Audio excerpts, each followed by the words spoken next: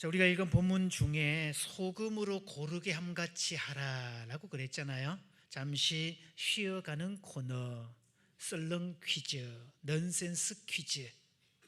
소금으로 부자가 되는 방법. 마치는 분에게는 제가 책을 선물로 드리겠습니다. 소금으로 부자가 되는 방법. 소금을 쟁여 놓는다, 매점 매석을 한다, 독점을 하겠다. 자, 넌센스입니다. 넌센스. 소금으로 부자가 되는 방법. 소부자? 예? 작은 금을 팔아요? 조금 그렇죠. 발상이 저는 아주 좋아요.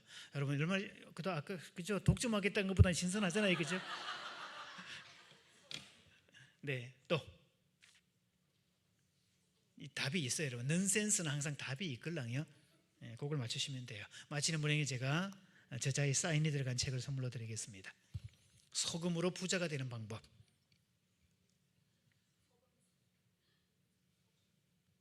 혼자 경우의 수제를 다 하시면 남들의 기회를 박탈당하는 수가 있어요. 자, 소금으로 부자가 되는 방법. 소금을 대금으로 만들어라. 와, 발상의 전환이 진짜 맞네요. 소금으로 대금 만드는 거 맞죠? 괜찮네요, 그죠? 자, 질문에 대한 대답. 네, 이 질문에 맞는 대답이 따로 있으니까 일단은 자, 소금으로 부자가 되는 방법. 소금 장수가 되자 넌센스라고 말하기에는 너무 센스 같지 않아요? 자, 소금으로 부자가 되는 방법. 소를 빼? 소는 값 안 나가? 자, 힌트가 다 나갔네요, 그죠? 거의 근접에 가까웠어야죠. 아주 발상 좋아요. 역시 아이들이요, 이런 부분에서 창의적이에요. 소로 금을 가지고 와요? 거의 정답이 나왔어요. 사실은 이 친구가 말하는 덕분에 거의 근접에 가까웠어요. 주워 먹기 잘하는 분들이 찾을 수 있습니다. 황금, 소금을 황금으로 바꾸어라. 금으로 부자가 되라. 맞아요. 사실은 그게 정확하게 좀 더 근접해봐요. 근접지 오긴 했는데 정답은 아니에요. 답은 맞지만 정답은 아니기 때문에 정답에다가 줘야 되잖아요. 소금으로 부자가 되는 방법. 자, 그러면서 이쪽이 뭐라 그러시죠? 아니 그런데 잠깐만요. 잠깐만, 이쪽에서 지금 동시에 말한 것 덕분에 책은 한 권이고 이걸 어떻게 해야 될지 모르겠네요. 가만있어 봐. 이쪽에 해드릴까요? 자, 정답이 나왔습니다. 소와 금으로 나누어서 팔면 됩니다. 자, 앞으로 나오십시오. 자, 성함이 어떻게 되시고 남자분? 권구경? 다시 정확히 한자씩. 우형, 신형 말고 구형.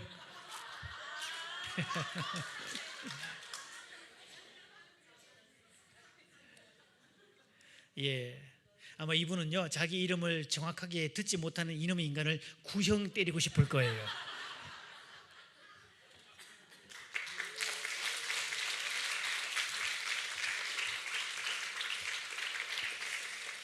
자, 여러분 그렇게 너무 절망하지 마시고요. 여러분 모두에게도 다 한 권씩 언제든지 살 수 있는特권을 드립니다. 사실 우리 말이 이렇게 재미있어요. 소와 금으로 나누는 거다. 소는 소대로 팔고 금은 금대로 팔면 되는 거다라는 건데, 행복을 만드는 주체는 말입니다. 하나님께서 세상을 뭘로 창조하셨죠? 말씀으로 창조하셨죠. 인간도 뭘로 창조하죠? 말로 창조합니다. 대부분 그래서 잘한 일도 마지막에 말 한마디 때문에 초를 치거나 인생을 망치는 경우도 많고요. 말 한마디로 천냥 빚도 갚는다 그러고, 그래서 잠언서에는 경우에 합당한 말은 은쟁반의 금사과다, 이런 표현도 있어요. 그래서 말을 잘하는 것은 사실 큰 복 중에 하나입니다. 그렇죠? 그래서 말을 어떻게 하는지, 사실 부부 사이에 싸우는 이유도 내용 때문에 싸우지 않아요. 저희가 부부싸움을 하다가 초창기 때 막 싸우다가 한 번은, 여보 잠깐만 우리 지금 뭐 때문에 싸우고 있지? 그래서 아내도 보다가 그러게 갑자기 의기투합이 돼가지고요, 갑자기 싸움이 아니게 되고 그냥 유야무야하게 도대체 우리가 뭐 때문에 싸웠지? 봤더니 뭐 내용도 모르겠는데 하여튼 쏟아진 말 때문에 또 꼬리를 물고 또 그 말 때문에 한마디 쏟았다고 또 기분 나빠지고 계속 이래가지고 감정적 격앙 때문에 나중에 꼭지가 돌았던, 정작 싸우면서 싸우는 줄 모르고 싸우는 그런 경우도 많습니다. 그래서 말이 얼마나 중요한지를 알게 되는 건데, 오늘 말하는 법에 대한 몇 가지 팁들을 좀 드리겠습니다. 어떻게 지금 부부끼리 같이 앉으셨나요? 지금 목사님들 찬송하시니까 은혜가 됐죠, 그죠? 저는 뒤에서 뒤통수를 바라보면서 찬송을 들었잖아요. 내 남자가 나란히 서가지고 있는 모양새가 참 불쌍하다 싶더라고. 쌍이 아닌 걸 불쌍하다 그럽니다. 남들은 다 쌍인데 쌍이 아닌 경우를 불쌍이라고 그랬잖아요. 자, 그러면서 이제 쌍을 앉으셨으니까 부부끼리 오신 분은 부부끼리 찾아가시고, 부부가 아닌 분들은 주변에 쌍을 지워서 같은 교우들끼리 나란히 자기 쌍끼리 좀 붙여서 앉아보십시오. 이렇게 서로 좀 당겨서.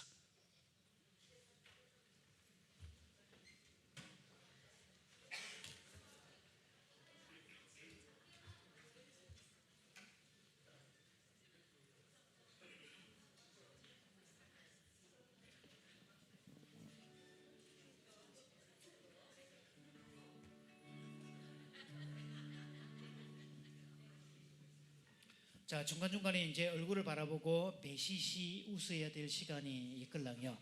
그도 말하지만 이렇게 따뜻한 미소는 괜찮지만 음흉한 미소는 삼가해 주시면. 자, 부부 관계를 측정할 때 부부를 얘기하기를 부부는 하나가 되는 거다라고 말하는 것은 결혼에 대한 판타지라고 그럽니다. 그래서 둘이 만나 하나 되는 게 아니라 하나가 된 둘입니다. 그래서 결혼을 했더라도 남자와 여자는 다릅니다. 그래서 각자가 있지만 각자가 한 단위를 이룰 때 건강한 부부의 관계라고 그래요. 그래서 그런 모습을 만든 노래가, 아마 이 노래가 가장 부부 간의 이상적인 모습을 만든 게 아닐까 싶습니다. 자, 일단 이 노래를 잘 모르시는 분들은요, 연식이 젊다는 이야기니까 기뻐하시면 되고, 아는 분들은 익숙하니까 좋고, 이렇게 악보 보면서 같이.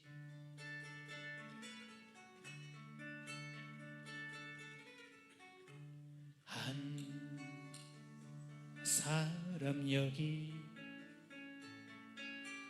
또 그 곁에 둘이 서로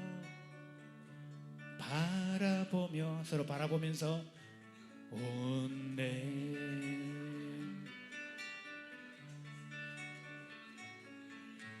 먼 훗날 위해 내미는 손잡으시고요, 둘이 서로 마주 잡고 웃네.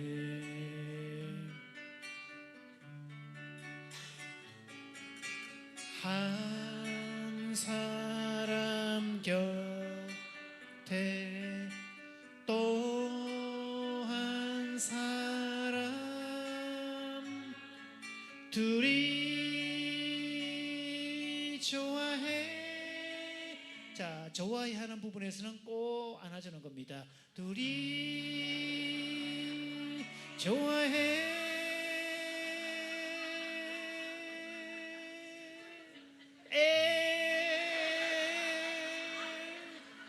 계속 좋아해. 아직도 좋아해. 긴 세월 지나 마주 앉아 지난 일들 얘기하며 웃네. 앞에 허밍으로.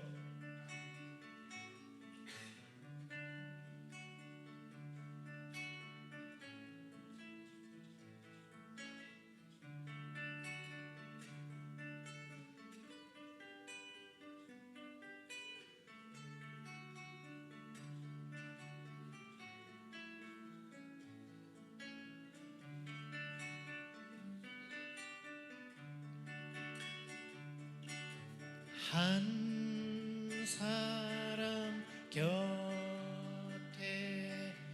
또 한 사람 힘있게 둘이 꽉 사정없이 끌어안아주세요. 좋아해.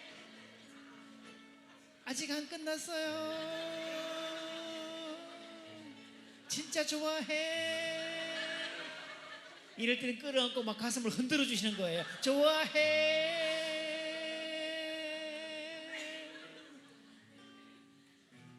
긴 세월 지난 마주 앉아 지난 일들 얘기하며 웃네. 자, 몸을 살짝 들어서 이제 반대편 사람하고 안을 겁니다. 한 사람 곁에 또 한 사람 둘이 좋아해.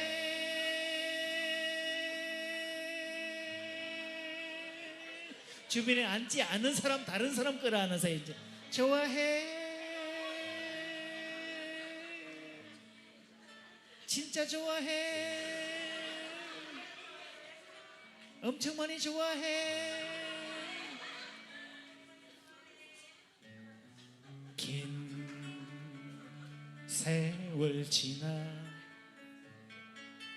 마주 앉아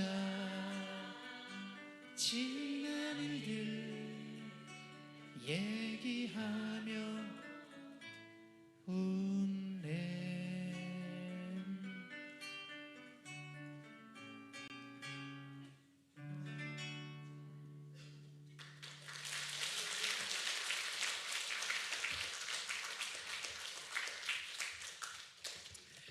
형제가 연합하여 동거함이 어찌 그리 아름다운고. 시편에 말씀하고 있는 것처럼 사랑하는 모습을 보는 것은요 진짜 행복을 만들어 줍니다. 이걸 정서적 전염 효과. 멜로 드라마를 봤는데, 영화를 봤는데 해피엔딩으로 끝났다. 보는 마음이 어떻죠? 덩달아서 괜히 기분이 좋아지고 막 행복감에 밀려오고 콧노래가 오고 그러잖아요. 그런데 새드 엔딩으로 끝났다. 이것을 이쪽은 해피엔딩, 이쪽은 회피엔딩. 그러고 나면 기분이 어때요, 여러분?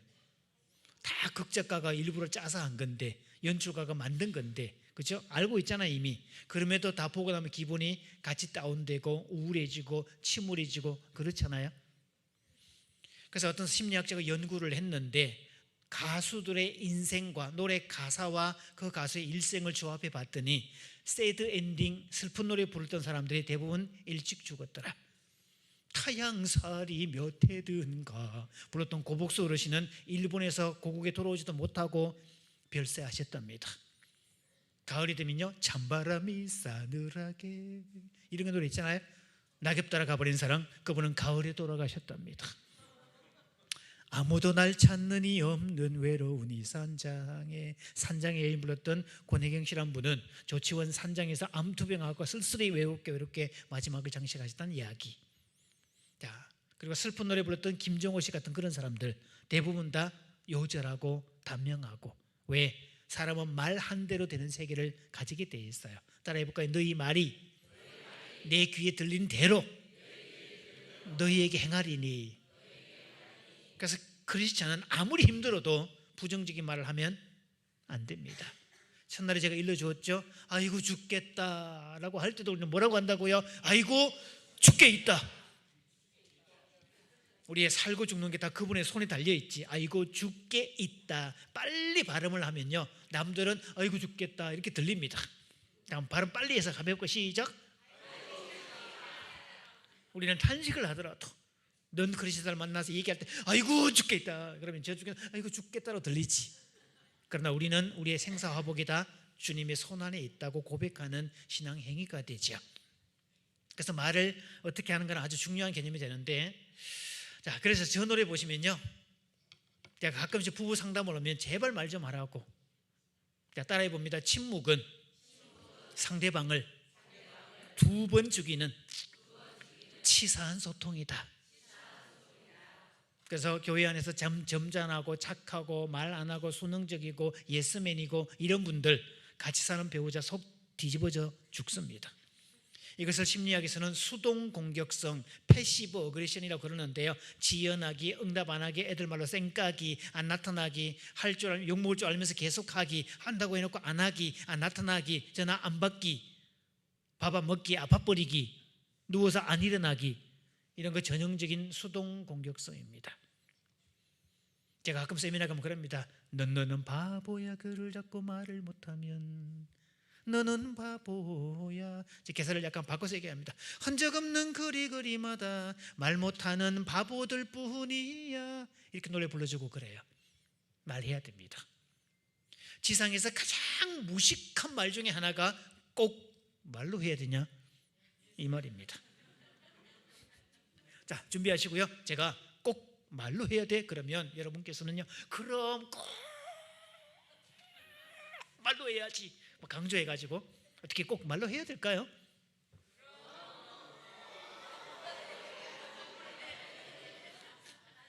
말로 안 하면 뭘로 할 건데요?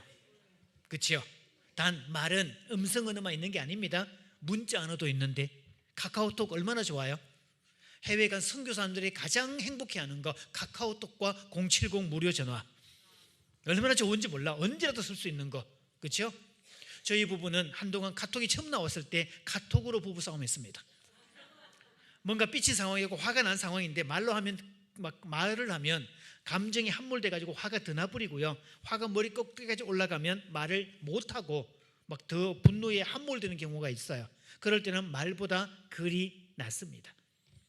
제 안방에서 나란히 있는데 물리적 거리 2m도 안 되는 거리에 딱 침대 끝에 앉아있고 저는 제 책상 앞에 앉아있고, 그런 상황. 방 안은 고요한데 갑자기 카톡, 이쪽에서 또 오시면 카톡. 어떤 일이 있어가 아내가 그럽니다. 그런 일 때문에 기분 나빴어. 그럼 당신 그 기분 나빴어? 그럼 나는 뭐 기분 안 나빴냐? 이래서 기분 나빴다? 주거니 받거니 하다가 이제 정보가 들어오잖아요. 그럴 때 쓰는 기술 중에 하나, 조건 익스큐즈. 따라해 볼까요? 그 부분은 미안해. 여러분이 이 화법을 쓰시면요, 관계를 아주 편안하게 윤활 작용을 할 수 있습니다. 무조건 미안해 안 됩니다. 그 부분은 미안해. 자, 또 그랬다면 미안해. 이걸 조건 익스큐즈라고 그래요. 상대방이 어떤 일 때문에 난리를 칠 때 나는 그렇게 한 적이 없어. 그런데 하도 난리를 치면 그래, 그랬다면 미안해. 사실은 냉정하게 보면 나 미안한 거 아니에요. 그렇죠? 네가 난리를 치니까 미안하다고 말해주는 거지. 그런 거지만 그랬다면 미안해라고 말을 해도 그 사람의 감정은 좀 내려옵니다. 그래서 이걸 조건 익스큐즈, 그 부분은 미안해, 그랬다면 미안해, 이렇게 하는 거지. 또 다 인정하는 게 아니라 그거는 내 잘못 맞아, 인정하기, 이런 작업 하시면 좋아요. 조건 익스큐즈. 그래서 이제 왔다 갔다 하다가 막 뭐라 그러면, 그래 그 부분은 내가 좀 과했어, 그 부분은 미안해, 또 정보가 오고, 근데 나는 이 부분에 화가 났걸랑. 그럼 아내가 이쪽에서 그래 그 부분은 내가 좀 심했어, 인정하고. 그러다가 이제 주거니 받거니 하는 동안에 조건 익스큐즈 통해서 자꾸 마음을 받잖아. 이렇게 감정 게이지가 100이었다가 그 과정을 통해서 점점 쑥 내려오면 한 이제 20-30 정도 내려오잖아요. 그 상태인데 우연찮게 눈을 딱 들었는데 눈이 딱 시선이 마주치는 순간 피식하고 웃었죠. 그러면 상황 종료입니다. 웃었다는 말은, 피식하고 웃었다는 말은 이미 이제 이성적 판단도 끝났고 감정적으로 해소가 되었다라는 이야기예요. 그래서 사람이 살면서 유머를 갖는 것은요, 최고의 능력입니다. 방어기제 가운데 가장 낮은 것을 오늘 아스릭이 얘기했죠. 부정하기, 투사하기지만 가장 높은 차원의 방어기제는 승화하기, 성화시키기, 그 다음 유머로 전환시키기. 그러니까 사람이 살면서 유머가 없다는 것만큼 힘든 일은 없어요. 혹시 여러분 예수님도 찜질방 매니아였다는 거 들어보셨습니까? 찜질방 매니아였대요. 왜? 하루 종일, 그때는 교통수단도 없고 하루 종일 걸어서 다니니까 저녁이 되면 얼마나 피곤했겠어요, 그죠? 그럼 저녁만 되면 가서 좀 쉬고 막 이렇게 피곤을 풀어줘야 되는데, 얼마나 날이면 날마다 밤마다 찜질방 가셔서 몸을 푹 녹이면서 그렇게 피로를 푸셨다는데, 얼마나 찜질방을 좋아했던지 이름을 아예 바꿨는데 매일 지졌어.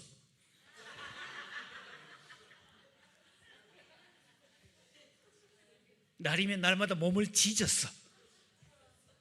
그래서 예수님의 이름이 뭐라고요? 지졌어. 경상남도 진주에 가면 어느 지역에 그 진주 강씨라고 집성촌이 있어요. 그 지역이 전국에서 보고마율이 가장 낮기로 유명한 서부 경남 지역인데 2% 정도밖에 안 됩니다, 보고마율이. 그런데 그 동네는 보고마율이 96%.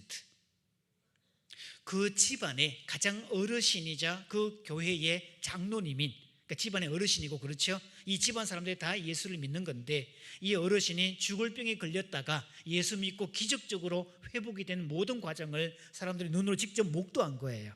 하나님은 살아계시다. 그래가지고 집안 사람들 전체가 교회를 출석하는 거죠. 그럼 주일이 되면 동네 들판이 조용해요. 다 어디가 있죠? 교회가 있죠. 근데 그 교회 청년 중에 하나가 좀 삐딱한 놈이 있어요. 주일 출석 잘 안 하고, 잘 청년부도 잘 안 나오고, 뭐 약간 그렇고, 그래도 지는 어디 가서 크리스천이라고 자기는 교회를 다닌다고 얘기하는, 왜? 1년에 부활절과 성탄절은 교회를 가니까 그렇게 얘기하는 친구인데, 그래서 다른 가족들이 전부 다 주일마다 와서 우리 주님을 예배하고 그럴 때 이 친구는 바깥에 나가서 다른 주님을 묵상합니다. 날이면 날마다 작은 주님, 보리 주님, 하얀 주님을 묵상하고 그렇게 사는 친구인데, 어느 날 성탄 전야에 친구들 만나가지고 크리스마스 이브라고, 참 그것도 웃기죠. 예수님이 이 땅을 위해서 오셨다는 성탄절과 그 전날 모여서 남녀 청춘이 모여서 한잔하는 것과 도대체 뭔 상관이 난다, 그죠?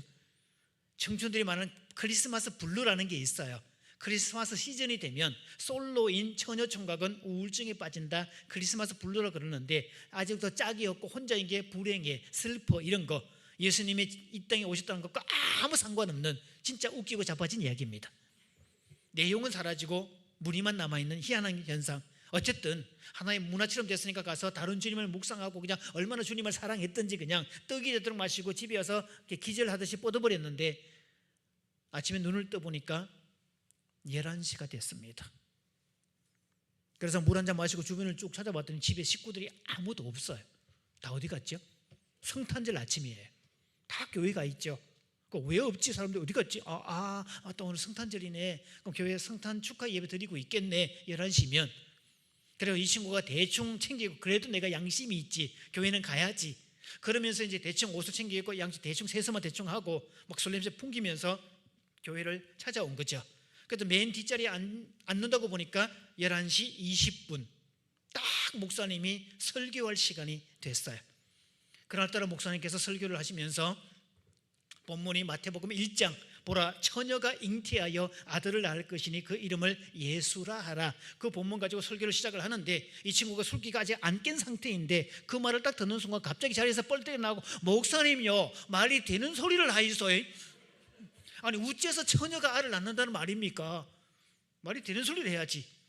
갑자기 설교하려고 딱 목사님 폼 잡고 있는데 갑자기 뒤에서 막 청년이 소리 지르고 그러니까 당황해가지고 목사님이 막 안절부절 못하고 있는 상황인데, 엄마가 가가지고 야 이놈 자식아 조용해, 누가 설교할 때 듣는다 그랬더니 조용해, 막 가서 이 단속을 했더니 막 뿌리치면서, 와 내가 뭐 틀린 소리 하나, 말 같은 소리를 해야 말이지, 이 내가 이러니까 교회를 안 오는 거 아이가, 말이 되는 소리를 해야 될 거 아이가, 그러면서 난리가 났어야지. 갑자기 예배가 아니고 지금 막 집중도 안 되고 목사님은 어쩔 줄 몰라 당황하고 있고 그런 아주 난감한 상태가 됐는데, 그 교회 어르신이자 교회 장로님인 그분이 아픈 몸이라서 이제 지팡이를 짚고 천천히 그 총각 옆에 가가지고 귀에다 대고 뭐라고 한마디를 했는데, 짧게 한마디 했는데, 이 친구가 그 순간부터 갑자기 순한 양으로 변해가지고 그때부터 교인들은 목사님의 설교가 귀에 안 들어오고, 도대체 그 장로님이 뭐라고 하셨길래 그 난리치던 그 친구가 한 방에 그렇게 조용한지. 그래서 예배 마치자마자 목사님을 만나서 은혜 받았습니다 인사하는 게 아니고 전부 다 장로님한테 우르르 가가지고, 장로님 도대체 뭐라고 하셨어요? 내가 길게도 말 안 했다. 그놈 귓구멍에다 딱 대고 내 딱 한마디 했대. 야 이놈의 자식아, 마리아 남편 요셉도 가만히 있는데 와 네가 나서서 지랄이고.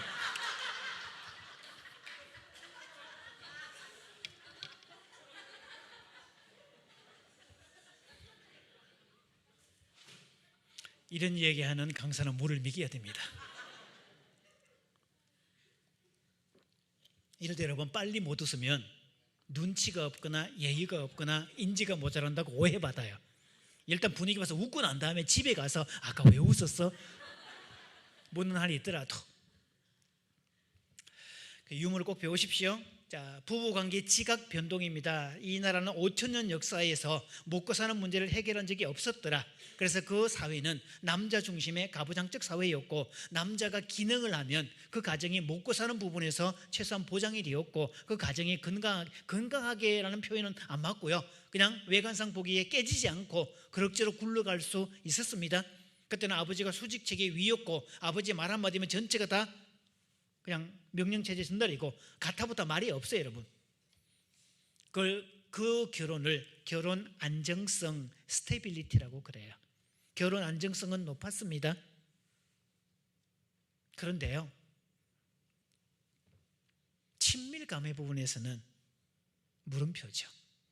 제가 부부 세미나를 하면 자식들이 부모들을 막 보내줍니다. 이렇게 보내줘가지고 막 대금도 대주고 막 세미나비 대주면서 어머니 아버지 이런 데 한번 가보세요 평생. 그러면서 오잖아 이렇게. 그러니까 제가 조금 전처럼 자 부부끼리 서로 맞아보고 손 마주 잡고 노래 부릅니다. 그러면서 제가 기타 딱 둘러매고 내가 선택한 내 가슴에 나의 청춘을 묶었다 그러면서 막 100년의 약속을 쭉 부르잖아요.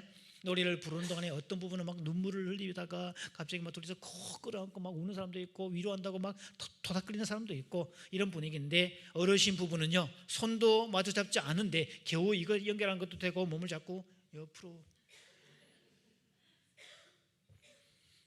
농담을 하죠. 아니 그렇게 쑥스러우면서 자식은 어떻게 한 타스는 낳으셨대요? 그것이 인티머시, 친밀감은 사라진 시대, 익숙하지가 않아요 여러분.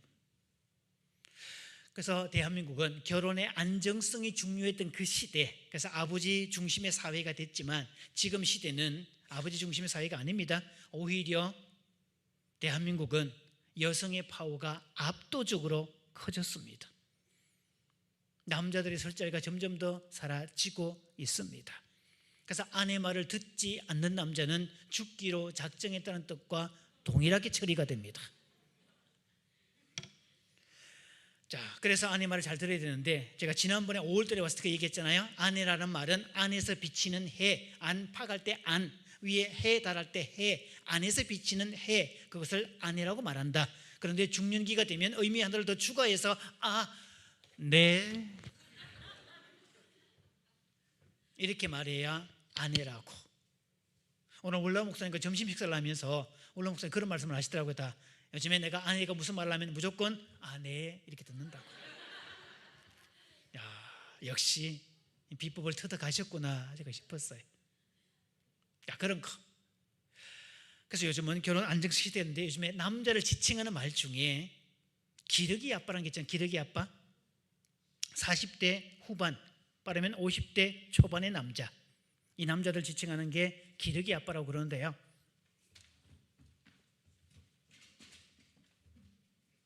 자, 그래서 그 기러기 아빠가 되면 50대 초반이 가장 많고, 아이들을 중고생 정도 되는 아이들을 외국에 유학 보내놓고 엄마로 보내준, 자기는 혼자 있으면서 밥 끓여 먹고 사는 쌍이 아닌 불쌍한 남자, 기러기 아빠입니다.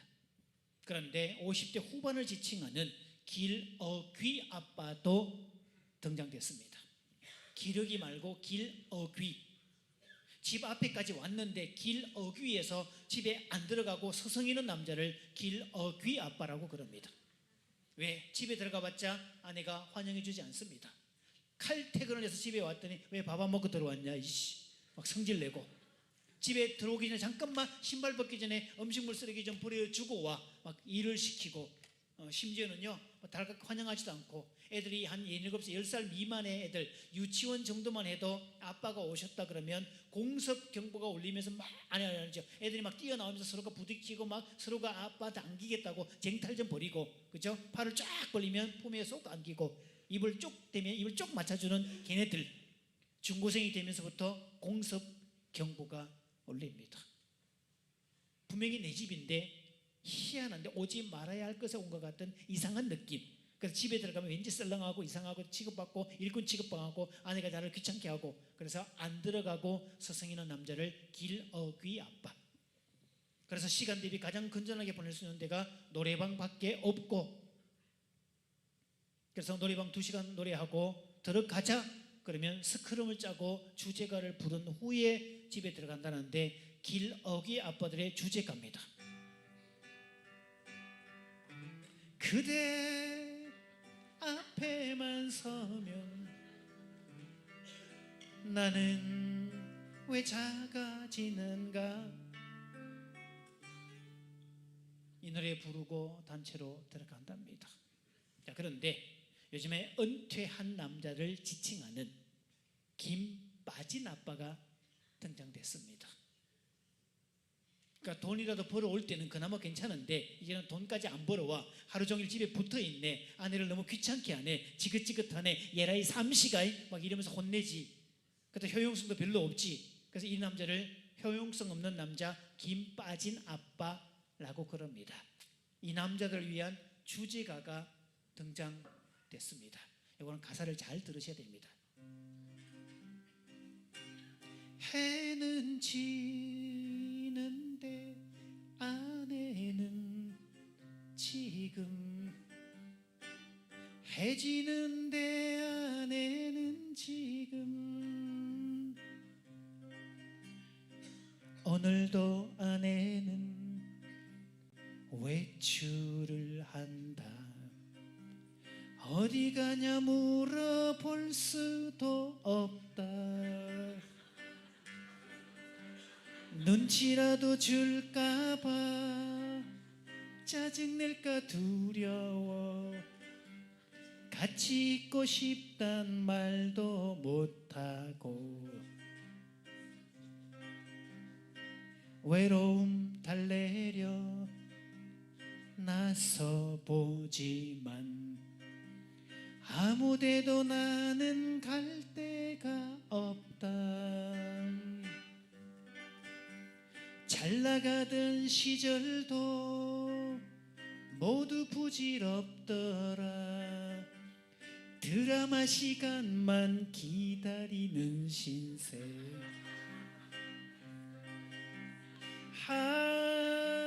친구도 취미도 멀리 한 채 살아온 세월이 야속하구나.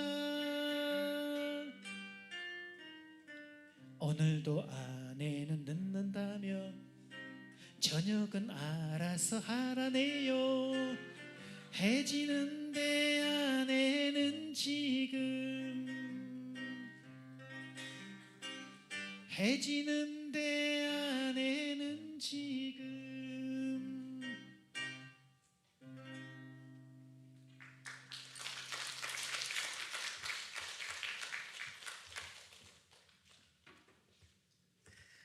왠지 모르게 되게 서글프죠, 그죠? 이유가 있어요, 여러분. 5,000년 역사에서 남자들이 생존을 책임졌지만 생존은 혼자 탁월하면 됩니다. 혼자 똑똑하면 되고 유능하면 되고 돈 잘 벌면 되고 바깥 활동 잘하면 되고. 그런데 집으로 들어오면 부부 관계, 부모 자식 관계란 말이 전전에 몇 명이죠? 2 이상이죠. 혼자 아무리 탁월한 남자도 관계에 관한 한 젬병이 왜 가르쳐주는 데가 없어요. 따로 배워야 됩니다.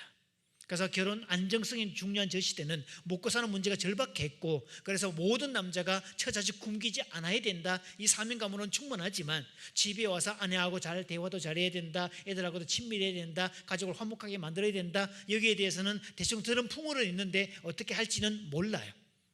이게 한국의 현 주소입니다. 그래서 배워야 돼요. 여러분에게 그런 방법을 배우려고 이번에 가정을 주제로 한 부흥회를 열고 있는 거 아닙니까? 아마 부엌이나 말 듣고 또 목사님을 또 막 칼 받아라, 불 받아라, 막 헌신해라, 충성해라, 그냥 목숨 걸어라, 그냥 자고기를 막 걸어가거라, 그냥 이런 소리를 들어야 맞는 건데, 하여튼 조금 성격이 달라서 좀 당황스러운 분도 있을 거예요. 그러나 분명한 것은 가정은 또 하나의 교회입니다. 가정과 교회는 별개의 문제가 아니에요. 저는 여러분의 교회가 가정 같기를 소망합니다. 또 이 교회는 가정 같기를 소망합니다.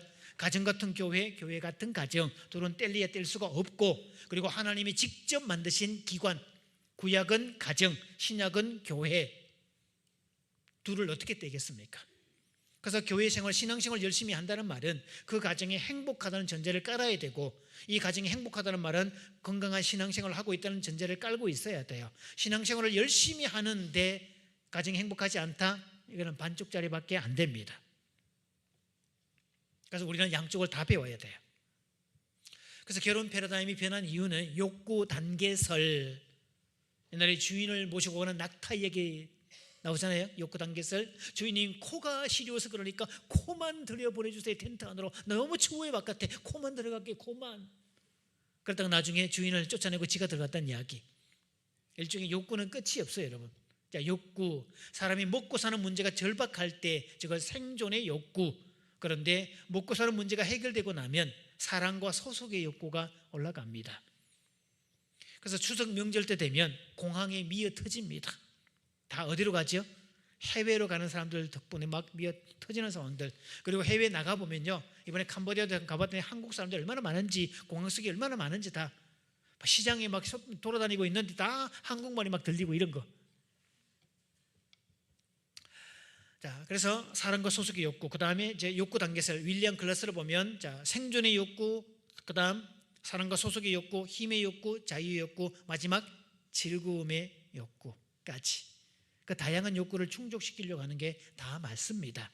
그래서 신앙생활 하는 교인들, 이 교회 사람들은요, 5가지 욕구를 누구보다 가장 잘 누리고 안정적이고 그렇게 향유하는 그런 주체가 되기를 바랍니다. 인생을 가장 재미있게 사는 사람들은 누굴까? 저 산적인 교회 교인들이야. 이런 소문들이 주변에 날 수 있기를. 제가 첫 시간에 얘기했잖아요, 여러분. 담임 목사님 찾아와가지고 누군가 안 믿는 이웃이 찾아와가지고 목사님 저 좀 끼워주세요, 제발. 이 교회 멤버로 끼워달라고. 뒷돈까지 막 주가면서 이 교회 멤버로 끼워달라고. 우리가 막 나가서 총동원 전도주의라고 막 태진자 삼고 기도하고 이런 거 말고 바깥 사람들이 막 찾아와가지고 나를 끼워달라고 말하는, 이게 안디옥 교회 이야기입니다. 바깥 사람들이 볼 때 이 사람들은 모였다면 찬송하고 기도하고 막 그랬던 사람들, 뭔가 달라. 막 장사를 하면 막 가서 도와주고 장사가 잘 되게 만들어주고 정말 막 일어서게 만들어주고 이런 거. 도대체 저 어떤 사람들이냐? 저 사람들 보통 사람 아니야. 그리스도인들이야. 그래서 바깥 사람들이 오히려 흠모했다는 사실. 그래서 가장 그리스도인이라는 말의 뜻은요, 가장 매력 있다는 뜻입니다. 그럼 이 지역에서, 특히 이 동네 근처에서, 안산에서 가장 매력 있는 사람들이 모이는 곳은 어디라고요? 가장 매력 있는 사람은 누구예요? 나 자신이고 또한 옆 사람이고, 옆 사람에게 블레싱합니다. 그들이야말로 가장 매력 있는 분입니다. 인사해 줍니다. 또 한마디 더 해줍니다. 그 매력에 내가 반했잖아 얘기해 줍니다. 자, 제가 수많은 부부를 다루면서 부부끼리 공감이 가능할까? 여성분들이 기대하는 남편상 내 말에 귀 기울여주고 눈높이를 낮춰주고 말을 할 때마다 고개를 끄덕여주고 그랬구나, 마음을 공감해주는 남편 기대하지만 꿈 깨시는 게 좋습니다. 남자들은 공감의 기능이 없습니다. 요만큼 남아있긴 한데 이것도 대외용이지 대내용이 아닙니다. 똑같은 말도 마누라가 얘기하면 기분이 확 나빠지는 게 남자들의 DNA, 청개구리 유전자. 부부끼리는 공감 안 되는 게 정상입니다. 저는 상담을 공부하면서 왜 저놈의 공감 처음 들었을 때는요, 공감이 천국의 언어 같았어요. 무슨 얘기를 하든지 아이고 그랬구나, 아이고 그랬겠네, 그랬겠구나, 막 이런 측은한 표정도 지으면서 공감해주면 얼마나 좋아요. 자, 그런데 공부를 하다 보니까 공감하기 기법이라고, 스킬이라고. 그럼 보세요 여러분, 기법이란 말은 지정의, 인지, 정서, 의지 중에 어디에 들어가죠? 기법, 의지죠. 그래서 말 끝에마다 군화 기법, 군요 기법, 말 끝에 군화를 붙여주고 군요를 붙여주래요. 그래서 네가 화가 났구나, 짜증이 났구나, 구나. 배가 고프구나. 남편한테 반말할 수 없으니까 그래서 당신은 화가 나셨 속상하시군요. 이렇게 얘기했다고. 그래도 그나마 그렇게라도 쓰면 천만 다행이지. 어떤 엄마는요 그것도 이렇게 씁니다. 이제 그러니까 공부 좀 하자구나. 이제 휴대폰 좀 반납 좀 하자구나. 이렇게 쓰는 바람에 문제가 되기도 하지만, 저는 뭐 공감이 어디서 나왔을까 쭉 생각을 해보았더니요, 자, 토마스 고든이라는 사람의 PET 부모 역할 훈련에서 나옵니다. 언제 나왔느냐 듣고 난 다음에 헐 이렇게 놀래주셔야 됩니다. 1962년도입니다. 지금은 60년 전입니다. 벌써. 그때 그 이론이 지금에 맞을까요, 여러분? 그리고 부부끼리는 공감 안 되는 게 많습니다. 저도 처음에는 이 얘기를 가정사에 입문했을 때 부부끼리 공감이 어느 천국이 어느지 막 강의 가서 여러분 부부끼리 공감하셔야 됩니다 이런 얘기를 하는데, 아내가 자꾸 딴죽을 겁니다. 당신은 언제 내 말에 공감해 준 적이 있냐? 그러면서 한때 제가 가정사에 간다고 막 그럴 때 바깥에 나가면 저는 가정사역, 아내가 볼 때는 가증사역.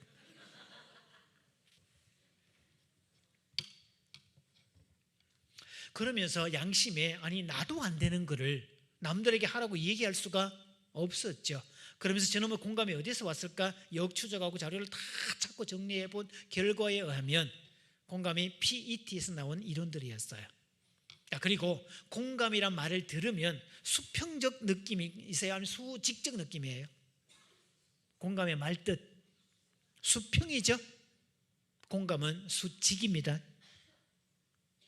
뉘앙스는 수평이지만 수직 관계입니다. 그래서 공감은 공감의 주체가 공감하는 객체보다 월등하게 뛰어나야 돼요. 그래서 공감, 토마스 고든 스스로도 자신의 PET는 13살 이전까지 해당되지 13살 이상에 해당되지 않는다. 즉 초등생 정도까지 해당되지, 요즘은 초등생들이 좀 발랑 까져가지고요 유치원 정도까지 해당되지 초등학교부터 해당 안 됩니다. 이런 경우죠. 자, 유치원 다니는 아이가 집에 들어오면서 다녀왔습니다 인사하고 들어오는 아이인데 그날따라서 울면서 나 유치원 안 갈래 씨 그러면서 막 지방으로 들어가요. 인사도 안 하고. something wrong이죠. 뭔가 잘못됐죠. 그럼 애를 불러요. 너로 이러봐, 너 속상한 일이 있구나. 뭔가 일로 와봐 얘기해봐. 뭔 일이 있어? 너 되게 화가 많이 났네. 속상한 일이 있었네. 그럼 뭔 일이 있었어? 일이 그래. 쭉 들어주면 그랬구나. 그래서 네가 지금 그렇구나라고 받아주는 거 공감입니다. 깐난하게 어린아이들은 해주셔야 되는 거 맞습니다. 그런데 초등학교 5학년짜리가 평소에 들으면서 다녀왔습니다 인사할 놈인데 엄마를 쳐다보고 인사도 안 하고 나 학교 안 가 이씨 그러면서 성질내면서 지방으로 쏙 들어가요. 어떻게 해야 되죠? 그럴 때 욕을 대비기로 퍼부어주셔야 돼요. 저기 썩을 놈의 새끼가 어디다 대고 저 짓을, 너 빨리 가방 먹고 다시 나와, 그리고 다시 나가, 그리고 다시 들어와, 그리고 또 인사부터 하고 들어가. 네가 무슨 일이 있었는지 모르겠지만 엄마가 원인 제공자도 아니고 바깥에 뭔 일이 있었던 모양인데 네가 원인 제공한 것도 아니기 때문에 네가 엄마한테 인사하지 않아도 될 어떤 명분도 없어. 나가서 다시 인사하고 들어와. 그리고 앉아봐. 뭔 일이 있었어? 이렇게 접근해야 맞아요. 왜? 초등학교 5학년 아이는 자기 통제력을 발휘해야 되고, 문제의 소유가 자기가 아니라 외부의 다른 원인 제공자면 그 일과 어머니하고 별개 문제라는 것을 구분할 줄 알아야 돼요. 이걸 자기 조절 능력이라고 그래요. 자기 통제력. 그래서 공감은 수직 이론입니다.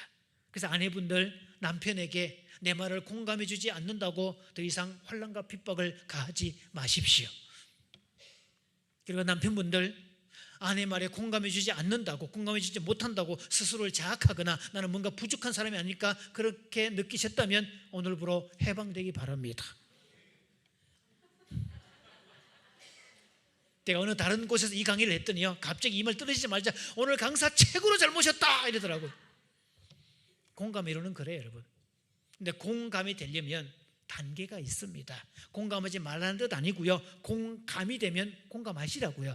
그럼 공감은 같을 공자에 느낄 감자, 같은 느낌, 같은 마음 이 뜻이에요. 그럼 의지를 써서 그랬구나, 느낌은 아닌데 말은 그렇게 하라고 그러니까 그랬구나, 그랬군요, 이미 안 맞죠. 그래서 공감이 되려면 전 단계가 충분한 이해입니다. 충분히 이해가 되고 납득이 되면 어때요? 나도 모르게 그래서 그런 거였구나, 그랬겠네, 이해가 되네, 이 말 하잖아요. 충분한 이해가 전제가 되면 공감은 자연스럽게 발생됩니다. 그럼 충분한 이해가 되려면 전 단계는 뭐냐? 정확한 정보입니다. 그래서 부부 사이의 대화는 공감하려고 애쓰는 게 아니라 정확한 정보부터 주려고 애를 써야 돼요. 그래서 소소한 생활에 그것도 알려주는 거, 그게 사랑인데 따라해 볼까요? 표현이 사랑이다. 알려주는 게 사랑이다. 여보, 저녁에 뭐 먹을까? 아무거나. 이딴 짓 하지 마시라고요. 저녁에 뭐 먹을까? 여보, 오늘 저녁은 고추장 확 불어서 멸치국물에 얼큰 수제비 해 먹자. 그러면 어때요, 여러분? 오늘 다른 거 필요 없고 그냥 김치전만 해 먹자, 뭐 이런 식으로 메뉴가 정해지면 되게 심플하죠. 그게 사랑이에요. 자, 남편이 회사에서 승진에 누락되었다. 짜증나 미쳐. 이제 남자가 뭐 바깥에 일을 집에 가서 얘기하냐? 집에 와서 침묵으로 일과 나면 아내는 밤새도록 고민에 빠집니다. 얘기했죠? 침묵은 상대방을 2번 죽인다고. 남편이 퇴근하면서 인상을 팍 쓰고 들어옵니다. 이렇게 들어오면 그러고 있으면 아내가 저 남자가 바깥에 뭔 일이 있었구나 이렇게 느끼지 않습니다. 여자는 본능적으로 내가 뭘 잘못했지? 내가 뭘 잘못했기에 저 양반 저렇게 인상을 쓰지? 이렇게 생각하게 돼 있어요. 그래서 남편이 말을 안 하고 있는 동안에 여자는 그때부터 소설가가 되어서 밤새도록 소설 5권을 작성을 하는데 마지막에 항상 자기를 죽이는 걸로 끝냅니다. 이거 하지 말라는 거죠. 그래서 남편이 들어오면서 여보, 나 이번에 승진 반드시 될 줄 알았는데 이번에도 승진해서 누락됐더라. 와, 진짜 회사 때려칠까 봐. 그럴 때 우리가 앞에 배웠어요. 같이 편대주고 맞장구 쳐주기. 그래, 그런 회사 때려쳐. 당신 같은 능력자를 몰라보는 그런 회사는 때려쳐야지. 당신이 보낸 총성도가 얼만데 그걸 몰라줘? 야, 회사도 너무하다, 너무해. 때려쳐라, 때려쳐. 이렇게 얘기해 주라고. 그랬더니 어떤 여자분이요, 선생님 진짜 때려치면 어떡해요? 진짜 때려치는 한이 생기더라도 그 남자는 그날 그 말 때문에 때려친 게 아니라 이미 오랫동안 생각해 왔다는 거지. 그리고요, 그렇게 편을 대주면 이 남자는 그 감정이 싹 사그라지게 돼 있고 그 다음날 아침에 또 회사 간다고 옷 챙겨 입습니다. 왜? 당신 해도 때려친다며. 이 사람아, 그러면서 갑니다. 왜? 감정을 뭐 해줬으니까. 거기에 좀 들어가서 그래, 당신 수고했지. 아직 여보, 나도 돈 벌 수 있걸랑. 내가 알바라도 해서 먹여 살릴 테니까 당신 몇 개월 좀 쉬어. 안식년 좀 가자. 안식년. 목사님들도 안식년 가더라. 선교사도 가고. 당신은 못 갈 이유 있어? 내가 해줄게. 내가 밥 먹일게. 걱정하지 마. 쉬어. 이렇게 말해주면 남편이 어떨 것 같아요, 여러분? 갑자기 막 뭉클해지면서 내 힘없는 아내를 위해서. 그래서 링컨의 그것처럼 아내에 의한, 아내를 위한, 아내에 의한 뭐 이런 거 구호를 외치고, 벤자민 프랭클린처럼 아내가 너를 위해서 뭘 해줄 건지 생각하지 말고 네가 아내를 위해서 무엇을 할 것인가 생각하라. 소크라테스 버전처럼 네 아내를 알라, 이런 말씀을 막 새기면서 의지를 다지게 돼 있어요. 자, 그래서 정보를 줘야 되는데, 자, 남편이 또 얘기합니다. 여보, 승진 될 줄 알았더니 완전히 그럴듯더라. 기분 나쁘더라. 와, 정말 미치겠더라. 정보를 줬잖아요. 그러면 문제의 소유자가 아내 당사자가 아니라 외부에 있어요. 그러면 아내는 그날 소설 쓰지 않습니다. 대신 남편을 뭐 해줄 수 있죠? 위로해 줄 수 있죠. 말을 해줬기 때문에 그래요. 그래서 말을 안 하면, 예전에 저희가 상담할 때 그런 경우 남편이 보증을 잘못 써가지고요, 갑자기 집이 막 그 빚을 얘기도 안 집을 짓게 됐네. 그래서 아내한테 이실직고를 해야 될 상황인데 얼마 빚졌어? 얼마 빚졌어? 1억인데 아내가 기절초풍을 하고, 세상에 이놈의 인간이 미쳐서 날 때 막 돌아서 그냥 세상에 그 돈이 어디라고, 세상에 막 그 돈이면 얼만데요? 그러면서 막 뽑고 난리가 났는데, 아내가 그렇게 했으면 이혼하자고 나올 줄 알았는데 아내가 담담하더래요. 두 말도 하지 않고 그 다음부터 아내가 팔을 걷어붙이더니 긴축재정, 아끼고 섞이고 정리하고 그래가지고 딱 1년 5개월인가 딱 지나서 1억 통장을 다 내놓으면서 처리하라고. 근데 그 부부 그 뒤로 이혼했습니다. 왜? 남편이요, 여보, 사실은 1억이 아니고 2억이었대. 그래서 보증을 쓴 그거는 용서해 줄 수 있지만 정확한 정보를 주지 않은 거, 그거는 용서할 수 없다는 거죠. 여자들은요, 남편이 만든 문제라도 정확하게 이 얘기를 해주면 그 문제를 내 문제로 내면화할 줄 압니다. 그리고 팔을 걷어붙이고 그 문제를 같이 공유합니다. 그래서 남자 혼자 해결하면 10년이 걸릴 그 문제도 아내가 같이 공유를 하면 1년 안에 끝나기도 하고 몇 개월 만에 해결되기도 합니다. 이게 결혼의 위대함이고 결혼의 신비이기도 해요, 여러분. 그래서 그럴 때 지혜로운 아내를 얻은 남자는 그 위기에서도 구출되고 이전보다 훨씬 더 전화위복이 되기도 합니다. 현명한 아내를 얻은 복 있는 남자의 전형이죠. 정확한 정보를 주셔야 돼요. 어느 지하철에서 까만 옷을 입은 남자가 한쪽 구석자리에 처박혀 갖고 이렇게 있는데 머리도 덥수룩하고 세수도 좀 안 한 것 같고 꾀죄죄한 모습으로 그러고 있는데, 역시 까만 옷을 입은 한 5살 머슴의 둘이서 지하철을 막 뛰어다니고 장난치고 술래잡기 하고 난리가 났어요. 사람들이 전부 다 보고 네 집이냐, 같은 집 아니야, 저거 시끄러라, 공중 도둑도 안 가르쳤냐, 막 궁시렁대고 있는데 누구 하나도 나서서 이야기를 못합니다. 그런 상황이 한 20분 막 진행되고 있는데 그 중에 이제 나이 드신 어르신 한 분이 그 남자를 여보시오, 혹시 쟤네들 당신네 아들 아니요? 그랬더니 남자가 눈을 쭉 들어보니 예, 저희 애들 맞는데요. 왜 그러십니까? 이 양반이 왜 그러십니까? 라니 눈이 있으면 똑바로 쳐다보라고. 지금 애들이 지금 운동장이냐고, 여기가 난리, 너희 집 안방이냐고 저렇게 소리지고 난리 났는데 애들 단속도 안 하고 뭐 하는 짓이냐고. 그랬더니 이 남자가 어르신 죄송합니다, 제가 미처 몰랐습니다. 이 인간이 더 웃기는 이상이네. 지 애비나 애들 똑같네. 뭐 몰랐단다 세상에. 애가 저렇게 난리를 치는데 몰랐다니, 말이나 돼? 몰랐다니. 그랬더니 이 남자가 사실은 저 애들의 엄마이자 제 아내를 지금 장례 치르고 집으로 돌아가는 길입니다. 이렇게 말하는 그 말이 딱 떨어지는 순간 그 차량 안에 있던, 객석 안에 있던 사람들 분노지수가 올라왔던 사람들이 일순간에 다 내려오죠. 분노가 측은지심으로 바뀝니다. 왜? 정확한 정보가 딱 들어오는 순간 이해가 일어났고, 이해가 일어나는 순간 공감이 자동으로 따라왔죠. 그래서 부부 사이에 가장 중요한 것은 정확한 정보입니다. 그래서 부부는 거짓이 없어야 돼요.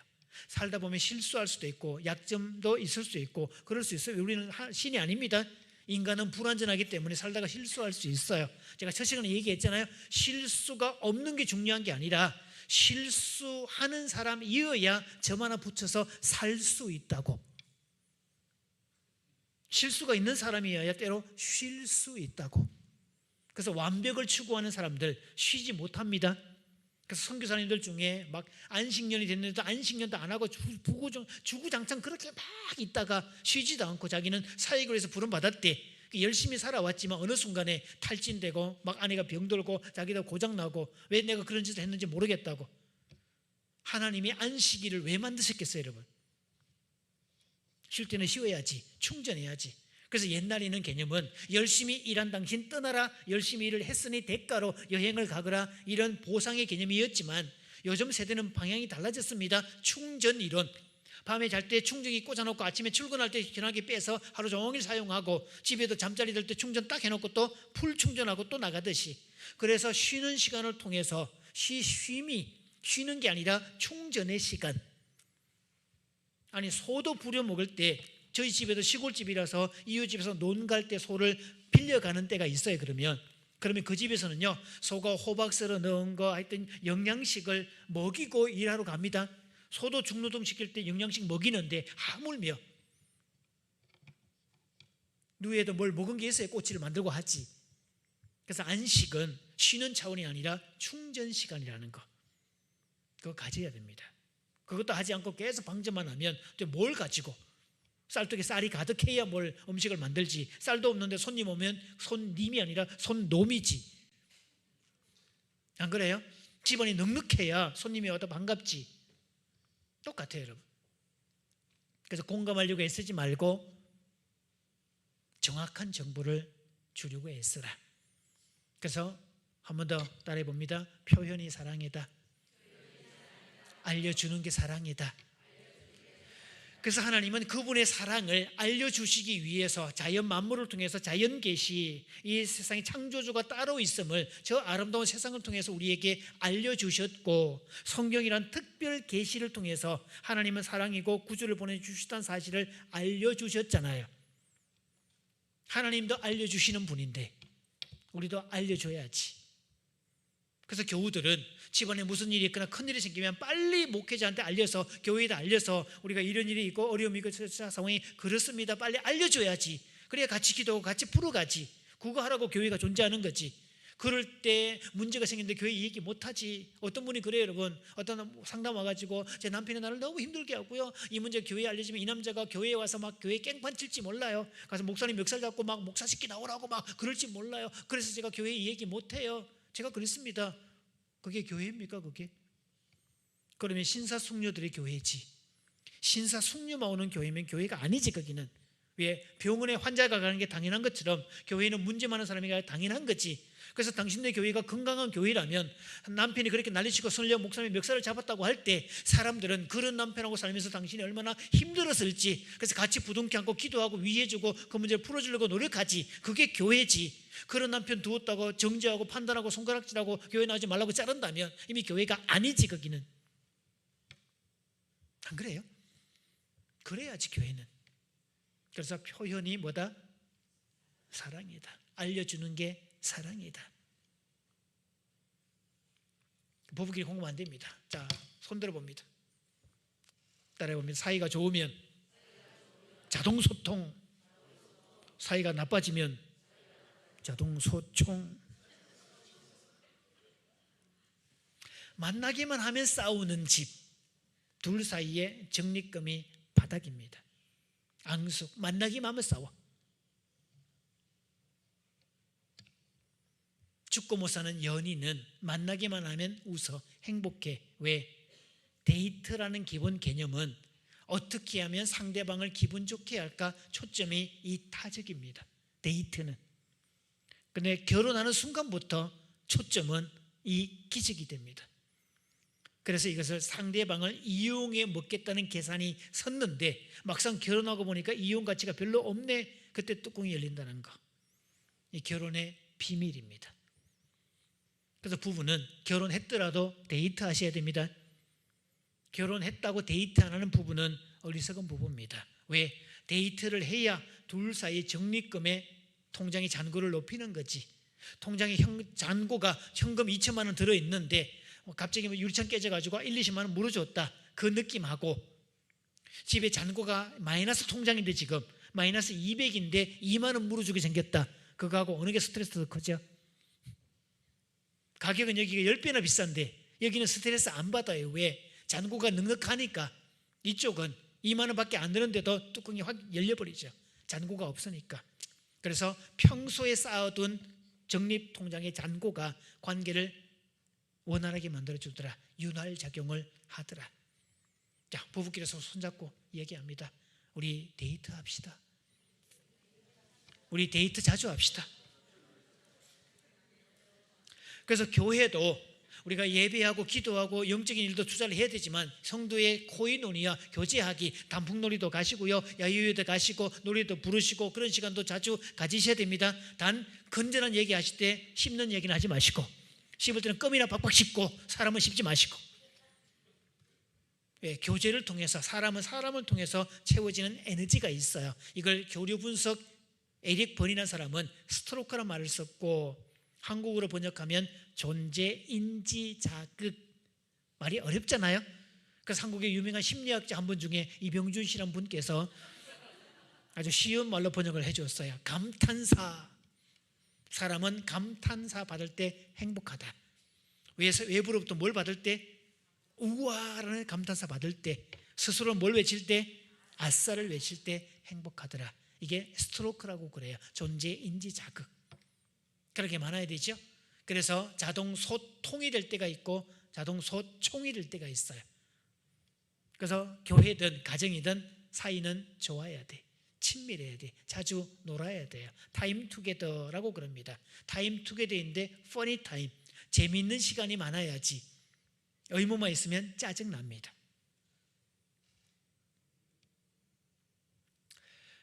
저희 어머니가 시골에 먼저 4년 전에 천국 먼저 가시고 아버지가 홀로 계시는데 명절이 되면 형제, 제가 사형제거든요. 다들 전부 다 시골에 안 가고 싶어하는 분위기. 왜? 시골에 가끔 모이면 가족이 모처럼 모여가지고 이런 얘기도 나누고 밥도 같이 먹고 뭔가 정을 좀 나누고 이런 분위기가 돼야 되잖아요. 어머니가 계실 때는 그래도 구심점이 생기니까 이 작업이 되는데, 어머니가 세상 떠나시고 아버지 혼자 딸랑 있으니까 분위기가 싸해지고 느낌이 이상해. 그리고 언제부터인가 명절에 가는 순간부터 우리는 노동자로 전락을 하고 사역자로 전락을 해요.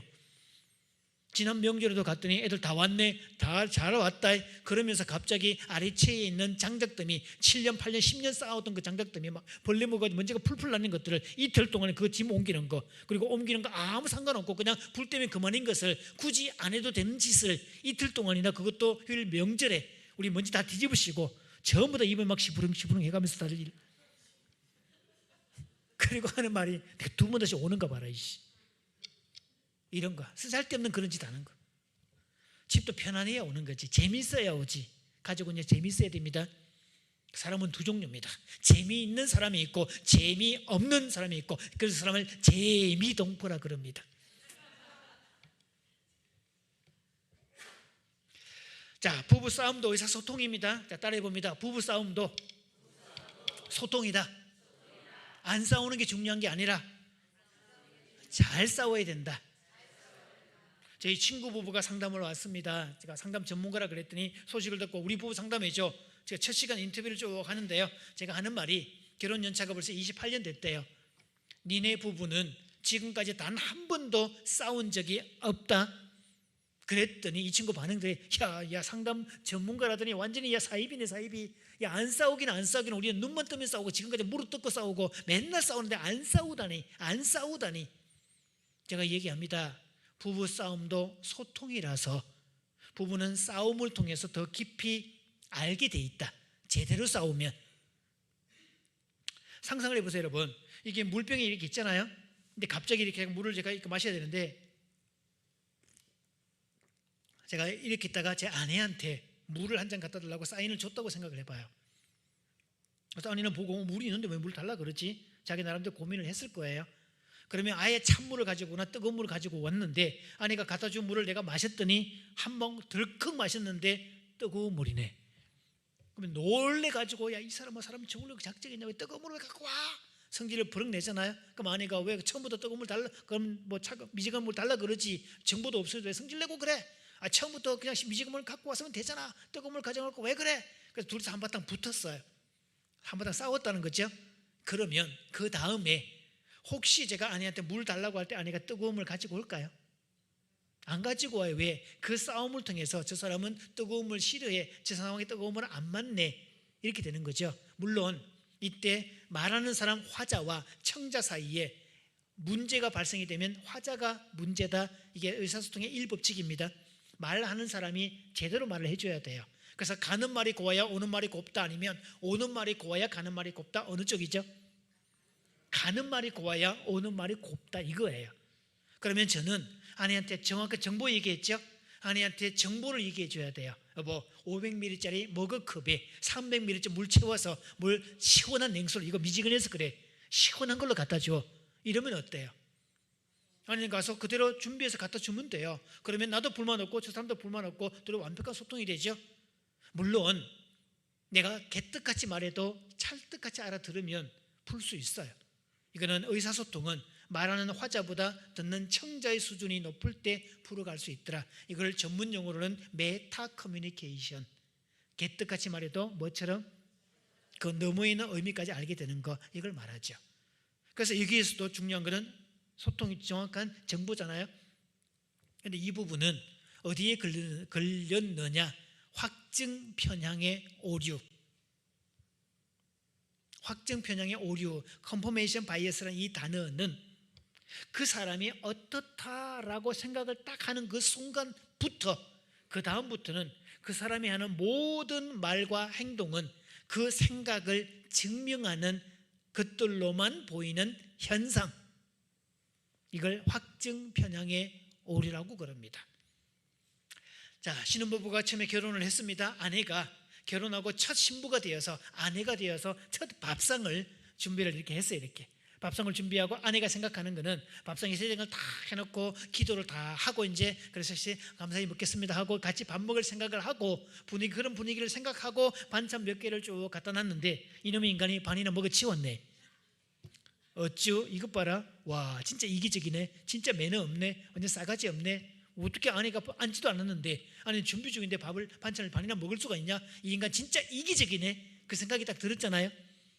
그 다음부터 남편이 하는 모든 행동 거지는 그것을 증명하는 것들만 보이는 현상. 그러니까 아내가 이제 속상한데 그래도 참고 와서 밥을 이제 먹습니다. 쟤는 먼저 먹었으니까 먼저 먹었잖아요. 그러니까 아내가 지금 3분의 1도 안 먹었는데 갑자기 남편이 물 달라 그럽니다.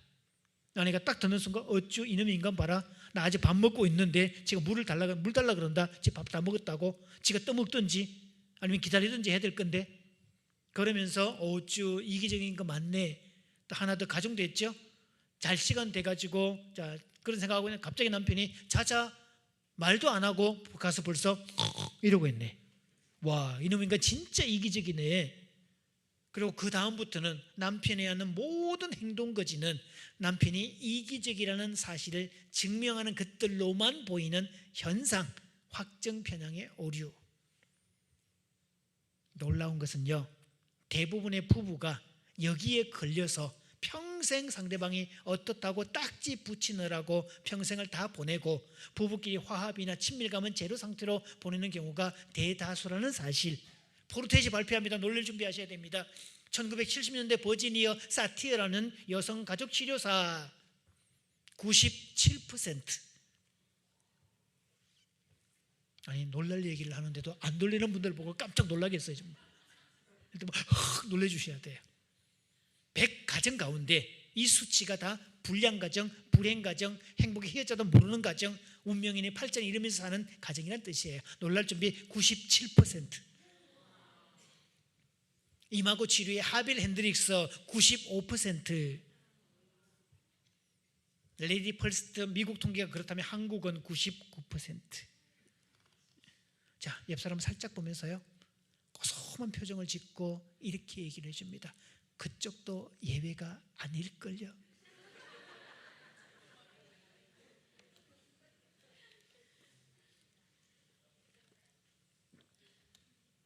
그래서 결혼 안정성이 중요할 때는 그렇게 살아도 먹고 사는 문제가 급했고 목구멍이 포도청이라고 그냥 그렇게 살아갔어요. 그때는.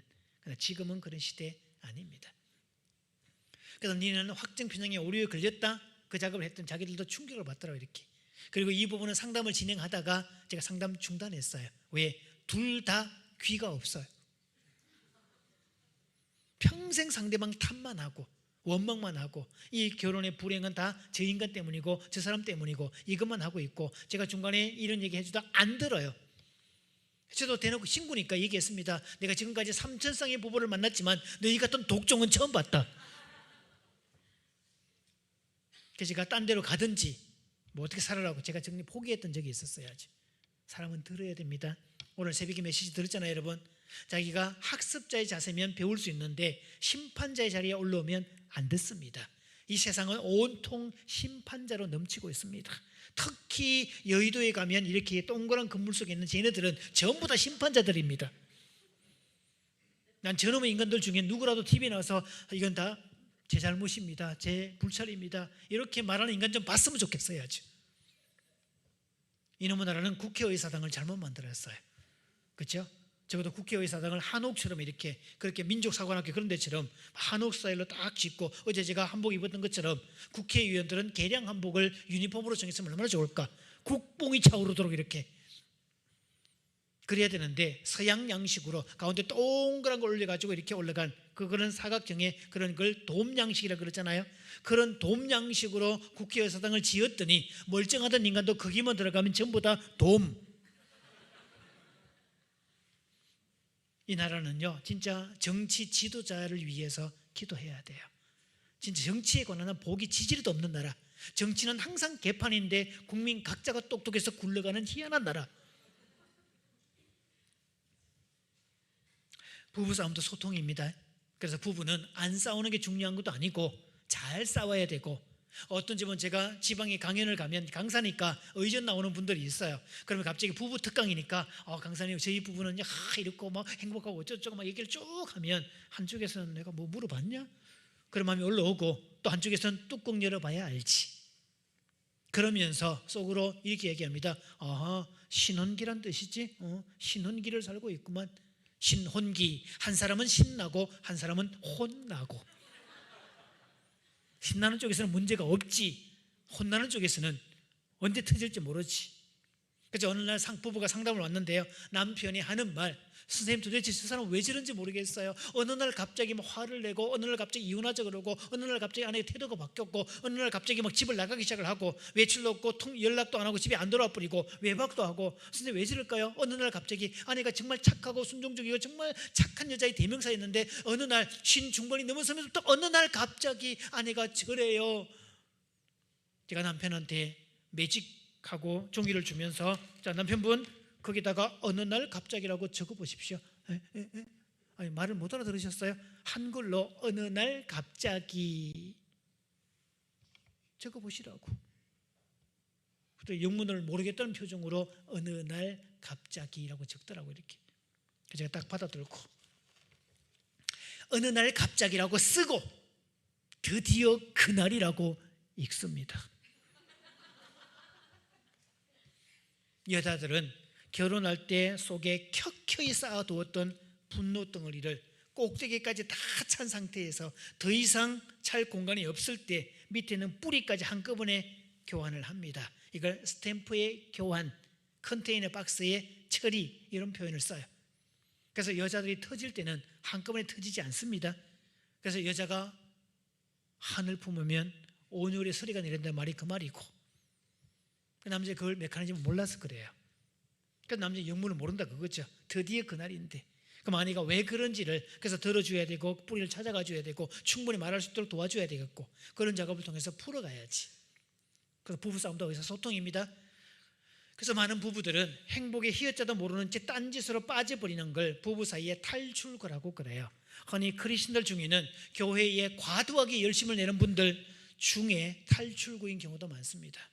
참 묘한 것은요, 제가 가정사역자 입장에서 보면 부부 사이가 진짜 좋은 부부는 교회 잘 안 오는 사례가 많습니다.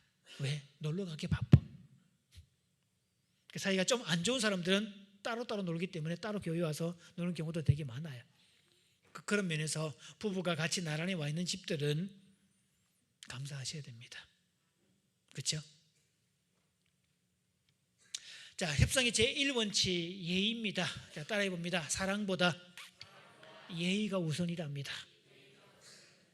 자, 결혼식을 한다는 말은 난 드디어 남편이 됐고 아내가 되었다는 뜻이고, 나는 이 사람에 대해서 예의를 지키기로 서약하는 겁니다. 이게 결혼식입니다. 사랑하겠다는 개념 아닙니다. 사랑이란 말은 감정이고, 그럼 감정이 식으면 의지를 동원해야 되는데, 연애는 감정으로 하지만 결혼은 의지를 동원해서 합니다. 그래서 결혼은요, 연애는 매력적인 대상이지만 결혼은 성품이 좋은 사람이 대상이 되는 이유가, 결혼은 의지를 동반하기 때문에 그래요. 저 그림을 보시면 맨 한가운데 생각과 느낌이 있죠. 그리고 각자가 따로따로 있는데 그 가운데 있는 것을 건강한 경계선, 헬시 바운드리라고 얘기를 하고 있어요. 이때 전제 하나가 있습니다. 따라해 봅니다. 생각과 느낌엔 윤리가 없다. 이거를 인정해 주는 거, 상대방의 생각, 상대방의 느낌 그대로 인정해 주는 거, 관계의 시작입니다. 그래서 부부가 됐다고 해서 똑같은 생각 갖고 똑같은 느낌 갖고 있지 않습니다. 아까 막 한 사람 여기 노래 부를 때 한쪽에서는 노래 좋다, 분위기 좋다 이럴 수 있는데, 한쪽에서는 막 짜증이 확 올라올 수 있어요. 부흥인 줄 알았더니 얘 세상 놀이를 부르고 자빠졌냐, 성질 날 수도 있어요. 이렇게 그럴 때, 여기서 막 좋다고 그럴 때 이쪽에서 미쳤구만, 집사 맞아? 권사 맞아? 그걸 좋다 그러냐? 이렇게 평가할 수 없다는 거예요. 경계선 존중은 당신은 좋았냐? 나는 아까 노래 들을 때 짜증나더라. 이렇게 말하는 거, 별개 문제. 그래서 생각과 느낌에 뭐가 없어요? 윤리가 없습니다. 그러니까 저는 상담할 때 부부 사이가 가족 상담 오면 해주는 이거 도표를 얘기해 주면서 경계선 설정하고 인정하기부터 합시다. 인정하기, validating. 또 따라해 봅니다. 당신이 그렇다면 그런 거지. 상대방의 생각, 상대방의 느낌을 그대로 인정해 주는 거예요. 이게 관계의 출발입니다. 저희가 부부 행복학교를 할 때 이제 결혼한 지 얼마 안 된 부부하고 나이가 든 부부가 있었는데 그런 이야기, 신혼부부가 막 싸웠대. 영화 보고 제가 얘기했잖아요, 그죠? 그 얘기 쭉 했더니 막 난리 산이 많이 그럴 때 얘기는 뭐라고? 그럴 수도 있지. 뭐냐? 상대방의 생각, 그 남편의 그때 느낌, 그때 마음. 당신이 그럴 수 있지. 남자로서 그럴 수 있지. 여자가 봐도 이쁜데 남자 오죽하겠어? 상대방의 생각과 느낌을 인정해 주는 겁니다. 그게 행복의 출발입니다. 그래서 영화 보고 그 이야기랑 싸울 소재가 맞는데 어떤 부분은 이혼거리 가는 싸움 소재가 되고 어떤 부분은 일상에 그냥 지나가는 하나의 소소한 이야기밖에 안 되고, 그 차이가 뭐냐? 경계선을 인정하는가 하지 않는가. 그래서 신약 교회, 사도 바울이 개척한 교회 중에 교회인데도 말 많고 탈 많고 시끄럽고 건치상가도 있고 당파도 있고 막 온갖 우상 숭배도 있고 뭐 이런 이야기. 그래서 교회 중에 고린내가 팍팍 났던 그런 교회가 있었잖아요. 어느 교회였을까요? 목사님, 이 교회 성경 실력 되게 좋다 이거. 자, 고린도 교회. 그 고린도 교회에 편지를 보내면서 사랑은 무례히 행치 않고, 사랑의 속성을 말하고 있어요. 그래서 부부는 사랑하려고 애쓰지 말고 예의를 지키려고 애쓰는 게 부부입니다. 연인은 사랑하려고 애쓰는 게 맞지만 부부는 사랑이 아니라 예의를 지키려고.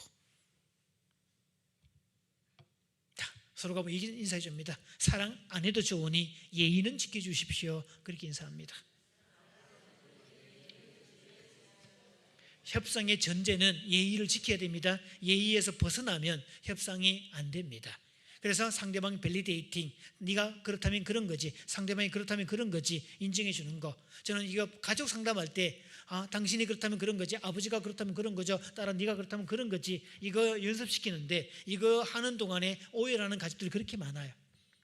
그러면서 한다는 말이 세상에 이런 대화법이 있는데 우리가 이걸 진작 배웠으면 얼마나 좋았을까.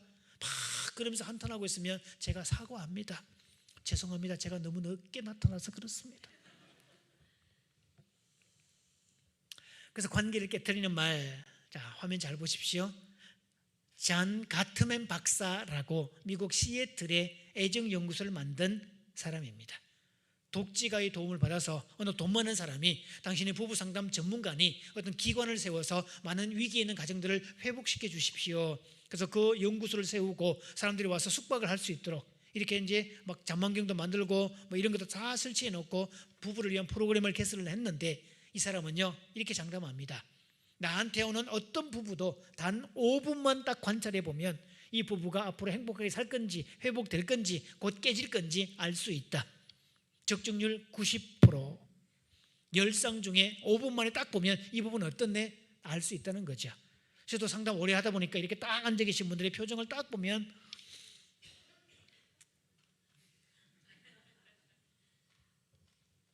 제가 점쟁이들이 왜 점쟁이를 할 수 있는지 제가 이유를 알 것 같아. 딱 보면 압니다. 말하는 말투, 첫인상, 눈맞춤, 오는 거, 걸음걸이, 들어오는 순서 이런 거 딱 보면 어떻다 감이 딱 나와요. 직관, 인투이션이라 그럽니다. 어쨌든 90%의 적중률 대단하지 않습니까? 그걸 어떻게 판단하느냐? 깨지는 부부는 반드시 4가지 위험 신호가 있더라. 자, 1번 뭐예요? 비난하기. 자, 여러분 한번 읽어보실래요? 리얼하게 제가 대화치되어 있는 거. 1번 비난의 언어. 자, 큐.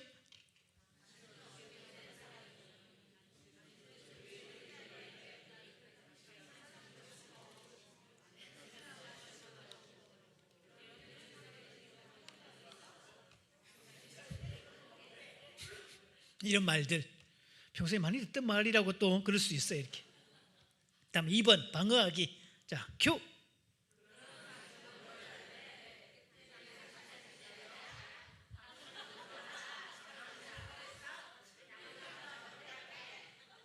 갑자기 사이코 드라마 현장을 보는 것 같은. 자, 3번 경멸하기.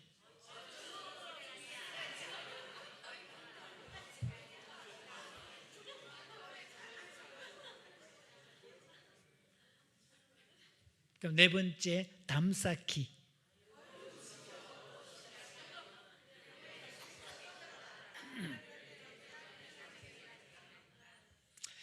사실 우리가 지금 웃으면서 했지만 대부분의 부부가 이 언어 씁니다. 나도 저게 해당되네. 그렇게 느끼는 분 있을 거예요. 이게 관계를 깨뜨리는 언어. 부부든 부모 자식이든 직장이든 친구든 이 언어를 쓰는 한 망가집니다. 이걸 관계를 깨는 네 가지 언어, 예의를 벗어난 언어라고 그래요. 자, 이런 언어 쓰면 안 되겠지 당연히. 그래서 말을 할 때 yes but 화법, yes but의 카피하기 기법인데, 말을 하는 이유는, 말은 파워입니다. 저도 지금 여러분 앞 말하고 있잖아요. 여러분에게 파워를 행사하고 있어요.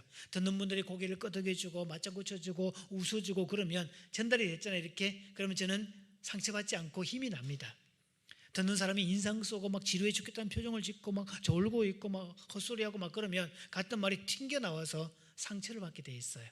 그래서 누가 따라해 봅니다. 누가 무슨 말을 하든 일단은 들어주는 거, 인간에 대한 예의다. 이거를 just listening, 남녀 차이 얘기하면서 했어요다. 그냥 듣기, 공감도 아니고 너의 말은 이런 말이냐 그걸 확인해 주는 작업. 그래서 이걸 대화법에서는 카피하기라고 그래요. 복사하기. 계속 따라합니다. 카피를 잘하면 커피가 생기고, 카피를 못하면 코피가 터진다. 상대방이 무슨 말을 하든지 그 말을 내가 똑같이 되뇌어주는 거, 카피하기. 누가 제일 잘하느냐? 서비스 센터 직원들입니다. 여보세요? 삼성이죠? 제가 노트 10 쓰고 있는데 옛날에 쓸 때 저거 전원 버튼이 잘 안 눌러져요. 뭐라고 반응하다가 걔네들이? 전원 버튼이 잘 안 눌러진다는 말씀이십니까 고객님? 이렇게 나오죠. 전원 버튼뿐만이 아니고요, 이거 액정 터치도 시원찮아요. 그러면 액정 터치도 시원찮다는 말씀이십니까? 이렇게 복사하죠. 그래서 카피는 주관적 판단이 아니라 객관적 사실만 받아주는 거, 이걸 카피하기라고 그래요. 그래서 이 작업을 하고 그 다음 내 말을 해야 되는데, 카피하기를 빼고 내 말을 하면 거절이 됩니다. 물 좀 줘. 보세요. 그 물 좀 줘. 그러면 싫어. 이런 거 바로 거절이에요. 순간적으로 화가 확 올라오죠 이렇게. 그래서 뭐 물 좀 달라고, 물 달라고, 이거 해주는 거, 이거 카피예요. 그 다음에 yes but은, 야 근데 이 물 내가 입 대고 먹은 건데, 이러면서 선택권을 넘겨주는 거예요 이렇게. 그럼 상대는 뭐라고 하죠? 입 대고 먹은 거야? 너 봤잖아 아까 입 대고 먹던 거. 이거라도 할래? 됐어. 그러면 본인 스스로가 결정했죠. 그러면 원망도 줄어들고 철회도 본인이 했고 대화도 원만하게 가요. 물 좀 줄 때 싫어. 거기다가 아까 경멸하기, 비난하기, 너 때마다 물 달라 그러더라, 맨날 나한테 달라 그러더라, 손이 없냐 발이 없냐, 이렇게 가는 걸 경멸하기, 비난하기, 그런 거 하지 말라고요. 그래서 모든 언어를 받아주고 그 다음에 내 말하고. 여러분이 이 대화법은요, 누군가하고 싸울 일이 있거나 그럴 때 생각해 보세요. 한국 사회에서는 목소리 큰 놈이 이긴대요, 싸움할 때. 근데 그 목소리 큰 놈을 이기는 사람은 누굴까요? 목소리를 낮추는 사람과 늦추는 사람. 그래서 싸울 일이 있을 때는 말의 속도를 완전히 천천히. 자, 조금 전에 물을 달라고 말씀을 하셨거든요. 제가 들은 게 맞습니까? 근데 물을 달라고는 하셨는데 이 물을 다 달라고 하셨거든요. 그럼 저는 뭘 먹으라는 말씀이십니까? 이런 식으로. 그러면요, 상대방이 말을 못하게 돼 있어요. 그러면 말을 늦추고 낮추면요, 저쪽에서 속이 터져서 열불 나고 계속 이렇게 그럼 말을 할 때마다, 예, 제가 이게 들었어요. 물 달라는 말씀으로, 네 개를 다 달라는 말씀으로 그렇게 들었어요. 제가 맞습니까? 제가 들은 게 맞죠? 예, 이해했습니다. 뭐 네 개 다 달라면서요. 그렇게 확인해 주는 거죠. 여러분이 이 작업을 잘하시면 싸움의 고수가 됩니다. 저는 심리학 공부할 때 이거 공부하고 난 다음에 싸울 일이 있으면 일단 말이 빠른 편인데 싸울 상황이 되면 말을 늦춥니다. 말을 또박또박 천천히 합니다. 그럼 100% 이깁니다. 시골에 어머니가 한번 명절에 갔더니요, 얼굴이 노래가지고 야야야 웃자면 좋겠노, 웃자면 좋겠노. 왜, 뭔 일이 있습니까? 아니 그 외판원들이 막 돌아다니면서 전기 담요 그걸 파는데 그걸 사고 뚜껑 열어보니까 야야 전기 코드가 없더라. 야야 웃자면 되겠냐? 일반 전기 코드가 아니에요. 그거는 전기장판 종류니까. 근데 그 사람 전화를 했더니 전화도 안 받고 그렇더라. 당시 이거 붕 떴다. 이거 좀 내가 16만 원짜리 요를 쓰게 생겼다. 그러니까 제가 걱정하지 마시라고 해놓고 그 장판 어디에 있냐고 그 장판 꺼내가지고 그 뒤에 보면 왜 그 품질 표시 이런 게 돼 있잖아요. 그런 거 통해서 확인을 하는데 전화하는 장면을 어머니가 옆에서 지켜보시고, 그럴 때 여러분 하는 방법이 있어요. 반드시 메모하시고요, 상대방의 직함과 휴대전화를 받아 놓으셔야 돼요. 그래서 전화하면서 자 그러면 근데 그런 사람 모른대요. 이런 사람 모르는 건 그럴 수 있고요. 자 그런데 이 제세 회사는 무슨 전자던데 그 회사는 맞죠? 맞대요. 당신은 이 모델링 만든 거 아닙니까? 맞대요. 그럼 이게 유통되었다는 말은 당신 유통에 책임이 있는 거 아닌가요? 상품에 대한 거. 그러면서 얘기를 쭉 했더니 자기는 모르겠대. 그럼 누구한테 얘기해야 돼요? 우리 누구 얘기해야 된다고? 그럼 그분 누구예요? 전화 바꿔주세요. 그리고 당신은 누구죠? 직함 받아놓고 다. 그래서 조목조목 확인하고 정리하고 통화한 지 20분 만에 보내주기로 약속을 받아냈어요. 택배비 1,500원 우리가 부담하기로 하고. 왜? 왕창 보내니까 택배비도 싸더라고요. 그때 말 다 그 모든 과정을 지켜보신 어머니께서 하시는 말씀, 야야 니는 말도 크게 안 하는데 옆 사람은 간담이 서늘하더라. 이게 싸움에서 승자가 되는 비법입니다. 말소리를 낮추고 늦추면 돼요. 절대로 흥분하지 마십시오. 감정에 함몰되어서 나중에 상황 끝나고 나면 그때 억울하고 그때 등신같이 말도 못하고 있으니까 말 못해 이렇게 되는 건데, 감정을 캄다운 시키고 그러려면 말을 낮추고 늦추면 감정도 따라서 내려옵니다. 오늘 제가 싸움의 고수가 되는 비법을 알려주었습니다. 한 번은 제가 교우들 데리고 인도네시아 선교사 세미나 갈 때 덩달아서 해외여행 정감 가보는 분들, 해외여행 한 번도 못 가봤대요. 그러니까 그분들한테 믿음은 바라는 것들이 실상이다. 일단 가든 안 가든 우리는 계획이 없지만 일단 여권부터 만들어라. 그 여권 만들어서 6개월 만에 가게 됐잖아요. 다 사람들이 다 놀래가지고. 그래서 우리가 이제 공항에서 대기하고 있는데 아시아나 항공이었는데 그때 비행기가 2시간 늦게 출발하게 됐어요. 비행기 늦게 출발한다는데 자 우리는 모여서 우리는 수다 산미경에 빠집시다. 그래서 모여가지고 막 미주얼 고들 이야기하고 막 신나게 보낸 2시간을 훌쩍 갔어요. 그 창구에 가서 자 사람들이 다 짜증내고 막 불평 얘기하는데 우리는 지금 보시다시피 이렇게 환한 웃음을 가지고 지금 불평 한마디 없이 모범 고객 아닙니까? 우리는 이런 고객은 보상이 있어야 되는 거 아닐까요? 그때 직원이요, 예수님 무슨 말씀인지 알겠습니다. 그렇게만 말을 하고 일단 가시래요. 그래서 탑승구 앞에서 우리 기다리고 있는데 갑자기 우리 이름을 부르는 거예요. 그게 놀래가지고 우리는 왜 불러 했더니 비즈니스석으로 가라고. 말을 잘하면요 그런 혜택도 받습니다. 안 하는 것보다 하는 게 100번 1000번 낫습니다. 그런 거. 그래서 말에 대한 화법을 배워야 되죠. 그래서 yes but 하기, 카피하기. 자 기억하십시오. 카피를 잘하면 뭐가 생기고 카피를 못하면 코피가 터진다. 그러니까 누가 무슨 말 하든지 뭐부터 하자? 제가 부부학교에서 이걸 시켜놨더니요, 장난이어도 좋으니까 카피하기를 일상화하십시오. 밥상에서 여보 물 한 잔 먼저 조금 전 당신의 말씀은 물 한 잔 달라는 말씀이십니까? 물 여기 있습니다. 조금 전 당신의 말씀은 물 여기 있다는 말씀이십니까? 감사합니다. 막 이래가지고 부부가 막 킥킥대가면서 장난을 치고 이렇게 애들이요 막 옆에서 막 그런데 그 부부가 그렇게 얘기합니다.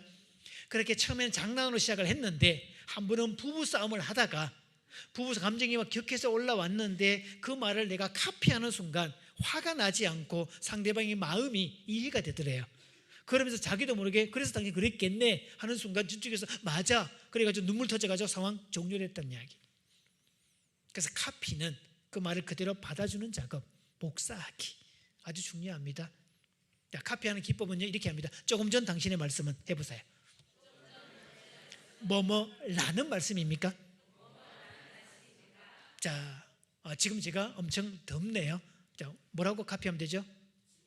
조금 전 강사님의 말씀은 지금 엄청 덥다는 말씀이십니까? 그러면 돼요. 그게 카피예요. 카피는 복사기 때문에 내 주관이 들어가면 안 됩니다. 강사님 제게 덥다는 말씀이시군요. 이거 하지 말라고요. 그건 주관이고 카피는 객관.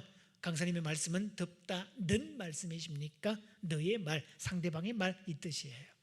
그러니까 요거를 잘하면 대화의 달인 됩니다. 협상의 원칙 두 번째, 자, 누구에게 먼저 의무를 부과하자? 이걸 황금률의 법칙이라고 합니다. 누구든지 남에게 대접을 받고자 하는 대로 먼저 남을 뭐 하자? 대접을 하자. 그래서 자신에게 의무를 지면서 상대방에게 요구를 해야 협상이지, 나는 어떤 의무도 지지 않으면서 상대방에게 요구만 하는 경우를 억지라고 그럽니다. 협상을 해야지 억지 부리면 안 됩니다. 그래서 요즘 아이들 어제 얘기했잖아요. 다 큰 아이인데 일은 안 하고 지 의무는 안 하고 권리만 찾겠다고 나오면 이거는 억지지 요구도 아닙니다. 요구를 하더라도 자신의 의무를 이행하고 요구를 해야지. 요즘 휴대폰 문제 때문에 상담 코치 많이 옵니다. 무조건 뜯어 말리겠다. 애들한테 무조건 뜯어 말리지 마시고 이렇게 질문을 던져보라고. 야, 너하고 나 사이에 너 집에서 휴대폰을 네가 정당하게 합법적으로 떳떳하게 마음껏 사용할 수 있으려면 어떻게 해야 될까? 너 생각 좀 해봐라. 그러면서 나는 집에서 네가 기본 예의 지키고 네가 학업 성적 기본 레벨을 유지하고 있으면 집에서 하루 종일 휴대폰을 만지든 말든 엄마는 상관하지 않아. 엄마 조건은 그래. 그렇다면 너는 마음대로 할 수 있고 반나바라 소리도 안 할 거야. 애가 들어보니 그래 정말이야? 진짜야? 그렇게 할 거야 정말? 애가 그렇게 하겠대. 그래서 지켜보고 이렇게 풀어가는 거예요. 무조건 금지하고 이런 게 아니라 질문을 바꾸어서 어떻게 하면 네가 합법적으로 그럴 수 있겠냐? 이걸 물어야죠. 그래서 예수님은 산상수훈에서 대접을 받고자 하는 대로 먼저 뭐 해주어라? 옛날에 그쵸? 카툰이 그런 게 있었죠. 만화 천국과 지옥. 가끔 영상 같은 것도 나옵니다. 똑같은 모양새, 똑같은 천국, 똑같은 지옥인데 똑같은 사람들, 똑같은 옷을 입고 똑같은 음식을 나오고, 그런데 식탁에서 젓가락이 1.5m 젓가락 길이가, 이거 내가 이걸 집어서 내 입에 넣을 수가 없어요. 그때 지옥을 봤더니 이걸 집으려고 난리를 치고 있고 겨우 집어서 가져오려고 그러면 옆집에서 툭 쳐가지고 음식을 막 떨어뜨리고 지네까지 막 젓가락 가지고 막 쿵푸를 내대끼고 이렇게 난리가 나고 다 빗져 말라가지고 해골처럼 있으면서 인상 쓰고 째려보고 있는 모습, 지옥. 천국을 봤더니 다 살이 오르고 얼굴이 환하고 다들 피어있는데 이쪽 사람이 그 젓가락에 음식을 딱 집어서 건너편 사람에게 아 하더니 거기다 입을 넣어주고 맛있게 먹고, 그쪽 사람이 내 입에다 음식을 넣어주고 서로가 서로에게 막 챙겨주고 이런 작업들 되면서 전체가 얼굴이 화사 웃음꽃이 피고 막 배불리 먹고 살도 찌고, 똑같은 장면인데 여기는 천국, 여기는 지옥. 그래서 대접을 받고자 하는 대로 먼저 대접해라. 이게 황금률의 법칙, 골든 룰, 행복을 만드는 황금 법칙. 그래서 결혼은 내가 선택한 배우자에게 먼저 줌으로써 나는 도리어 풍성해지는 관계의 역설. 결혼의 신비입니다. 세상은 기브 앤 테이커. 내가 100 에너지를 이쪽에 주고 나면 여기는 100을 받았고 나는 제로가 되고, 결과적으로 제로가 되는 제로섬 게임, 그런 거지만 믿음 안에서 결혼의 법칙은요, 남편이 내가 아내에게 100을 주었더니 아내는 100을 받았잖아요. 근데 그 순간 아내가 100을 딱 받는 순간 나도 100이 됩니다. 더 신기한 거는 아내가 원래 자기도 100을 가지고 있는데 내가 주는 100을 딱 받는 순간 200이 됐잖아요. 그런데 나는 처음 준 100이 아니라 200이 되는 기적이 연출됩니다. 내가 주면 나도 동시에 많아지는, 이게 관계의 역설, 패러독스라고 그래요. 그러면 나는 자, 주고 싶을까요? 안 주고 싶을까요? 주면 줄수록 누가 많아지는데? 내가 자꾸 많아지는데, 여기는 또 주니까 자꾸 늘어나잖아요. 이쪽에서 남편이 위해서 100을 주었더니 남편 또 받는데 주면 줄수록 자꾸 풍성해지네. 서로가 서로에게 주려고 애를 쓰네. 관계적으로 자꾸 성장하죠. 이걸 결혼의 신비, 부부간의 시너지 효과. 제가 청년들한테 그럽니다. 조건을 갖추고 결혼하겠다? 정신 나간 소리라고. 결혼할 때 집도 있고 차도 있고 뭐도 다 있다고, 조건 갖추었다고? 미친 소리라고. 지 돈이냐 그게? 이제 사회생활 얼마 안 된 애가 집도 있고 차도 있고 뭐도 다 있다면 그건 부모가 준 삶의 실력이지 지가 만든 실력이냐? 물론 영 리치는 그런 경우가 있긴 하지만 대다수의 경우는 부모의 돈이 아니죠. 그래서 결혼이란 가능성을 보는 거고, 그래서 20년 걸려서 만들 업적을 둘이서 시너지를 만들면 2년 만에 만드는 거고, 그 재미로 사는 거지. 이게 결혼의 신비지. 주면 줄수록 더 풍성해지는 삶의 역설. 세상을 살 때도 마찬가지. 여러분이 베풀고 나누고 구제하고 밥 사고 이런 사람이 될 때 더 넉넉해지게 돼 있지. 그래서 저 같은 박사보다 더 윗사람이 밥 사라고 그랬잖아요. 자, 또 블레싱 합니다. 선한 사업에 부자 되십시오. 여러분은 전부 다 선한 사업에 부자 되기 바랍니다. 그래야 돈도 넉넉하고 지식도 넉넉하고 재능도 넉넉하고 그래야 살만 나지. 그래야 뭘 외친다 그랬죠? 제가 아싸를 외친다 그랬잖아요. 협상의 법칙 두 번째는 자신이 먼저 의무를 져야 된다라고 했고요. 그리고 협상의 결과는 둘 다 좋은 겁니다. 양쪽이 다 좋아야 돼요. 그러면 남편도 좋고, 장단 좀 맞춰주세요. 남편도 좋고 아내도 좋고 해야죠. 장단 맞춰야 되니까. 남편도 좋고, 그렇죠. 부모도 좋고, 자, 목자도 좋고, 그렇죠. 누이 좋고, 도랑치고, 마당 쓸고, 돈도 줍고, 뽕도 따고. 이건 뭔 소리인지 모르겠지만, 그래서 우리가 세상을 사는 원리는 둘 다 좋았더라. 에덴 동산을 창설하시고 에덴 동산을 누리는 주체는 아담과 하와인데 온 에덴 동산을 다니면서 우와 하나님 예뻐요 예뻐요 진짜 예뻐요 진짜 예뻐요 막 그렇게 탄성하고 막 그럴 때 보시는 하나님의 마음이 어땠다고 보시기에 심히 좋았더라. 아담과 하와도 좋았고 보시는 하나님의 마음도 좋았고, 이게 협상의 결과입니다. 그래서 한국에서는 모든 사람이 다 좋은 곳을 잔치마당이라고 그래요. 저는 어릴 때 시골에서 자라서 막 잔치하는 걸 자주 봤습니다. 그러면요, 하여튼 어디서 왔는지 그 사방 한 20리 반경에 거지떼들이 단체로 나와요. 얘네들은 그 동네 지역의 잔치 일정을 다 깨고 있어. 그런데 잔칫날은 그 어떤 종류의 사람이 와도 문전박대하지 않습니다. 거지떼가 와도 밥상을 차려서 정확하게 앉아서 손님 대접을 하지. 왜? 잔치라는 곳은 그 누구도 불편함이 없는 자리, 모든 사람이 다 즐거운 자리. 그러니까 우리가 천국 가면 천국 잔치가 벌어지지 않아요? 그럼 매 주일마다 이 장소는 뭐가 벌어지는 장소? 천국 잔치가 벌어지는 곳. 잔치에 온 사람이 인상 쓰면 될까요? 환하게 인상 펴고 와야지. 웃으면서 와야지. 화난 얼굴은 크리스탄이라고 그랬잖아요. 크리스천은 환한 얼굴이고 크리스탄은 화난 얼굴이고, 그래서 우리의 화난 얼굴도 잠재울 수 있어야 돼요. 그래야 우리가 세상 어디에 가더라도 그런 투쟁의 자리, 막 불평의 자리, 화난 사람이 많은 자리, 우리가 갔더니 부드러워지고 평화로워지고 웃음으로 바뀌고 그 자리를 평화로 만들었는데, 피스메이커, 화평케 하는 자는 복이 있나니 하나님의 아들이라 일컬음을 받을 것이다. 세상에 미치는 영향력이죠.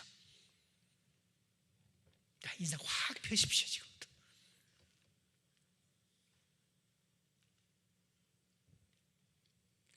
그래서 미래의 가정은요, 남편과 아내가 동등한 위치에 있다는 것을 전제합니다. 아까 스테빌리티, 결혼 안정성의 시대는 남자가 위고 여자가 아래였고 여자는 복종하는 개념이었지만, 성경이 말할 때도 여자는 남편에게 복종할지니라 라고 돼 있어요.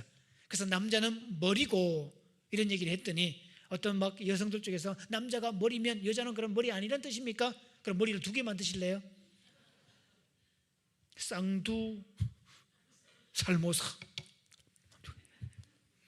이상하지 않아요? 이무기도 아니고 머리가 두 개면. 어느 여자분이요, 그 말씀을 듣고 아멘으로 받았습니다. 남편이 머리면 네 좋습니다 주님, 저는 목입니다. 머리보다 아래 목입니다. 그래서 남편에게 저는 이렇게 말하겠습니다. 여보, 목이 마음에 안 들면 확 잘라버리세요. 그 정도 여유를 가져야지. 근데 머리를 좌지우지하는 건 누구예요? 목이지. 그래서 머리됨의 개념이 유교적 개념에서 굴리마라 소리가 아닙니다. 남편의 머리됨은 울타리가 되고 주도성을 갖고 팔로우미하고 어떤 영성을 채우는 부분에서 앞장서야 되는 거고, 그래서 하와가 선악과 따먹을 때 하와 뭐하고 있어 지금? 소리를 버럭 질러줘야 되고, 그런 거 못하도록 막아줘야 되고, 이런 걸 해주는 게 헤드십이지. 물 가지고 와, 이거 해, 저거 해, 명령하고, 이거는 군림하는 거고 독재자지 성경이 말하는 헤드십이 아닙니다. 그래서 미래는요 다 똑같이 동등한 위치에서 그래서 조율과 협상이 필요한 이런 시대가 되고 있어요. 그러니까 저는 지금 다른 교회에도 부부 협상 학교라고 협상 아카데미라고 이런 커리큘럼을 줘서 젊은 부부들 대상으로 교육을 하고 있는데요 30, 40대 부부가 환영입니다. 완전 쌍수를 둬서 환영합니다. 왜? 자기들은 협상하는 법을 배워야 되는데 협상하는 법을 배운 적이 없다는 거죠. 첫 시간 때 생각과 느낌에 윤리가 없다, 각자는 다른 영역이다, 그건 그 사람의 생각이고 내 생각이다, 별개다, 이 시간만큼만 해도 이 사람들이 확 달라집니다. 왜? 한 번도 들은 적도 없고 본 적도 없고 그러니까 나는 나, 당신은 당신, 우리는 별개 문제다, 이것부터 확인하는 게 관계의 출발이고요. 그리고 자녀 교육도 일관성 가져야 되죠. 어제도 설명드렸는데 한 번 더 확인할게요. 갓난아기 때는 어떻게 하라고요? 어릴 때는 다 큰 자녀는 일꾼처럼 써먹어라. 그래야 아이가 자기 효능감을 갖는다라고 했어요. 그래서 어릴 때는 자존감을 심어줘야 되고 다 큰 아이는 자기 효능감으로 가득 차서 세상을 기분 좋게 활동할 수 있게 만들어줘야지. 그게 핵심이었어요. 자, 그러면서 우리 마지막 이제 이 노래 같이 불러보겠습니다. 악보를 일단 잘 보시고요. 자, 미고사축이라고 되어 있어요. 자, 무슨 약자죠?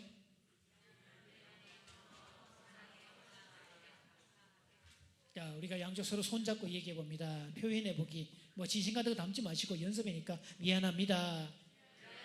고맙습니다. 사랑합니다. 축복합니다. 자, 앞 뒤로도 서로 보시면서 그렇게 얘기해 줍니다. 자, 그 네 가지 미고사축.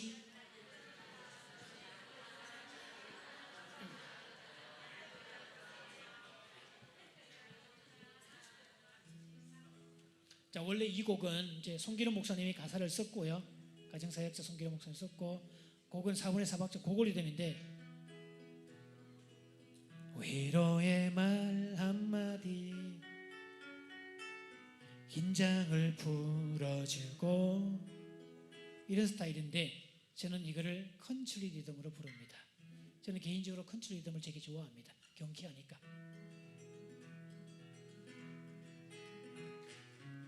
위로의 말 한마디 긴장을 풀어주고 용서의 말 한마디 치유를 가져옵니다.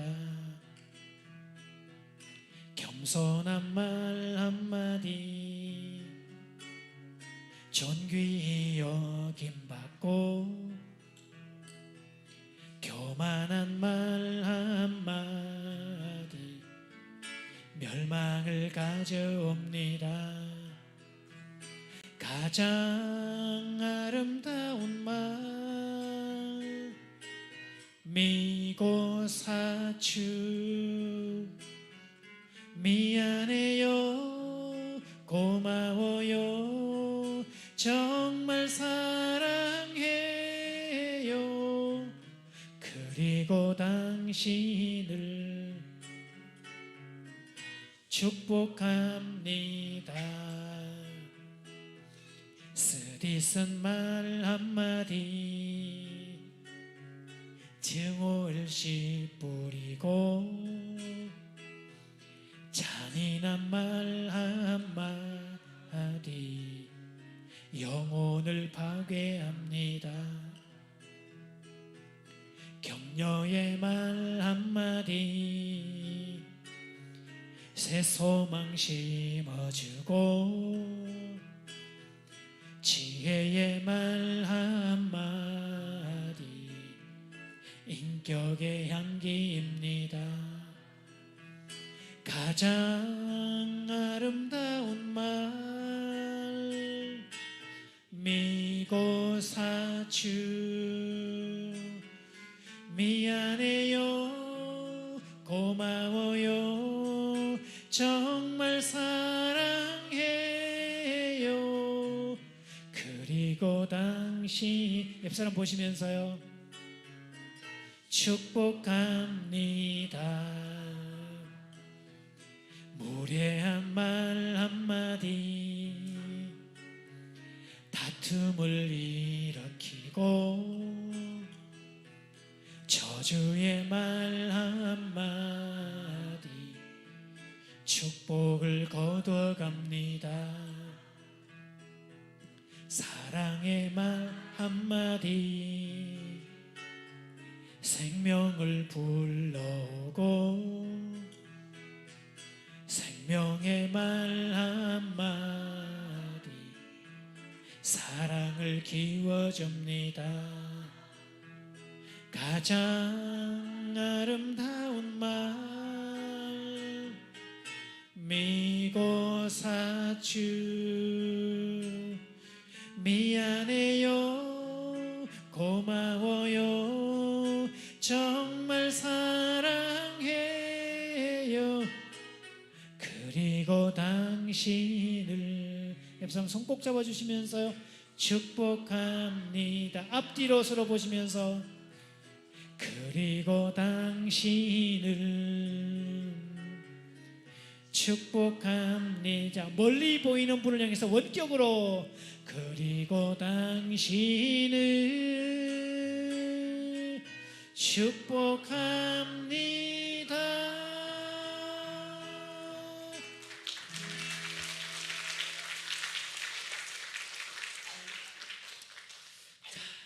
이제 4일 동안의 일정을 다 마쳤습니다. 새벽에도 말씀을 같이 나눴고 오늘까지 4일간 연속으로 같이 말씀을 나눴죠. 저런 말씀들 목사님 말씀처럼 그냥 듣고만 가지 말고 하나라도 실천하면 여러분의 행복 지수가 업될 것으로 믿습니다. 자, 저는 여기까지 진행을 하겠습니다. 고맙습니다.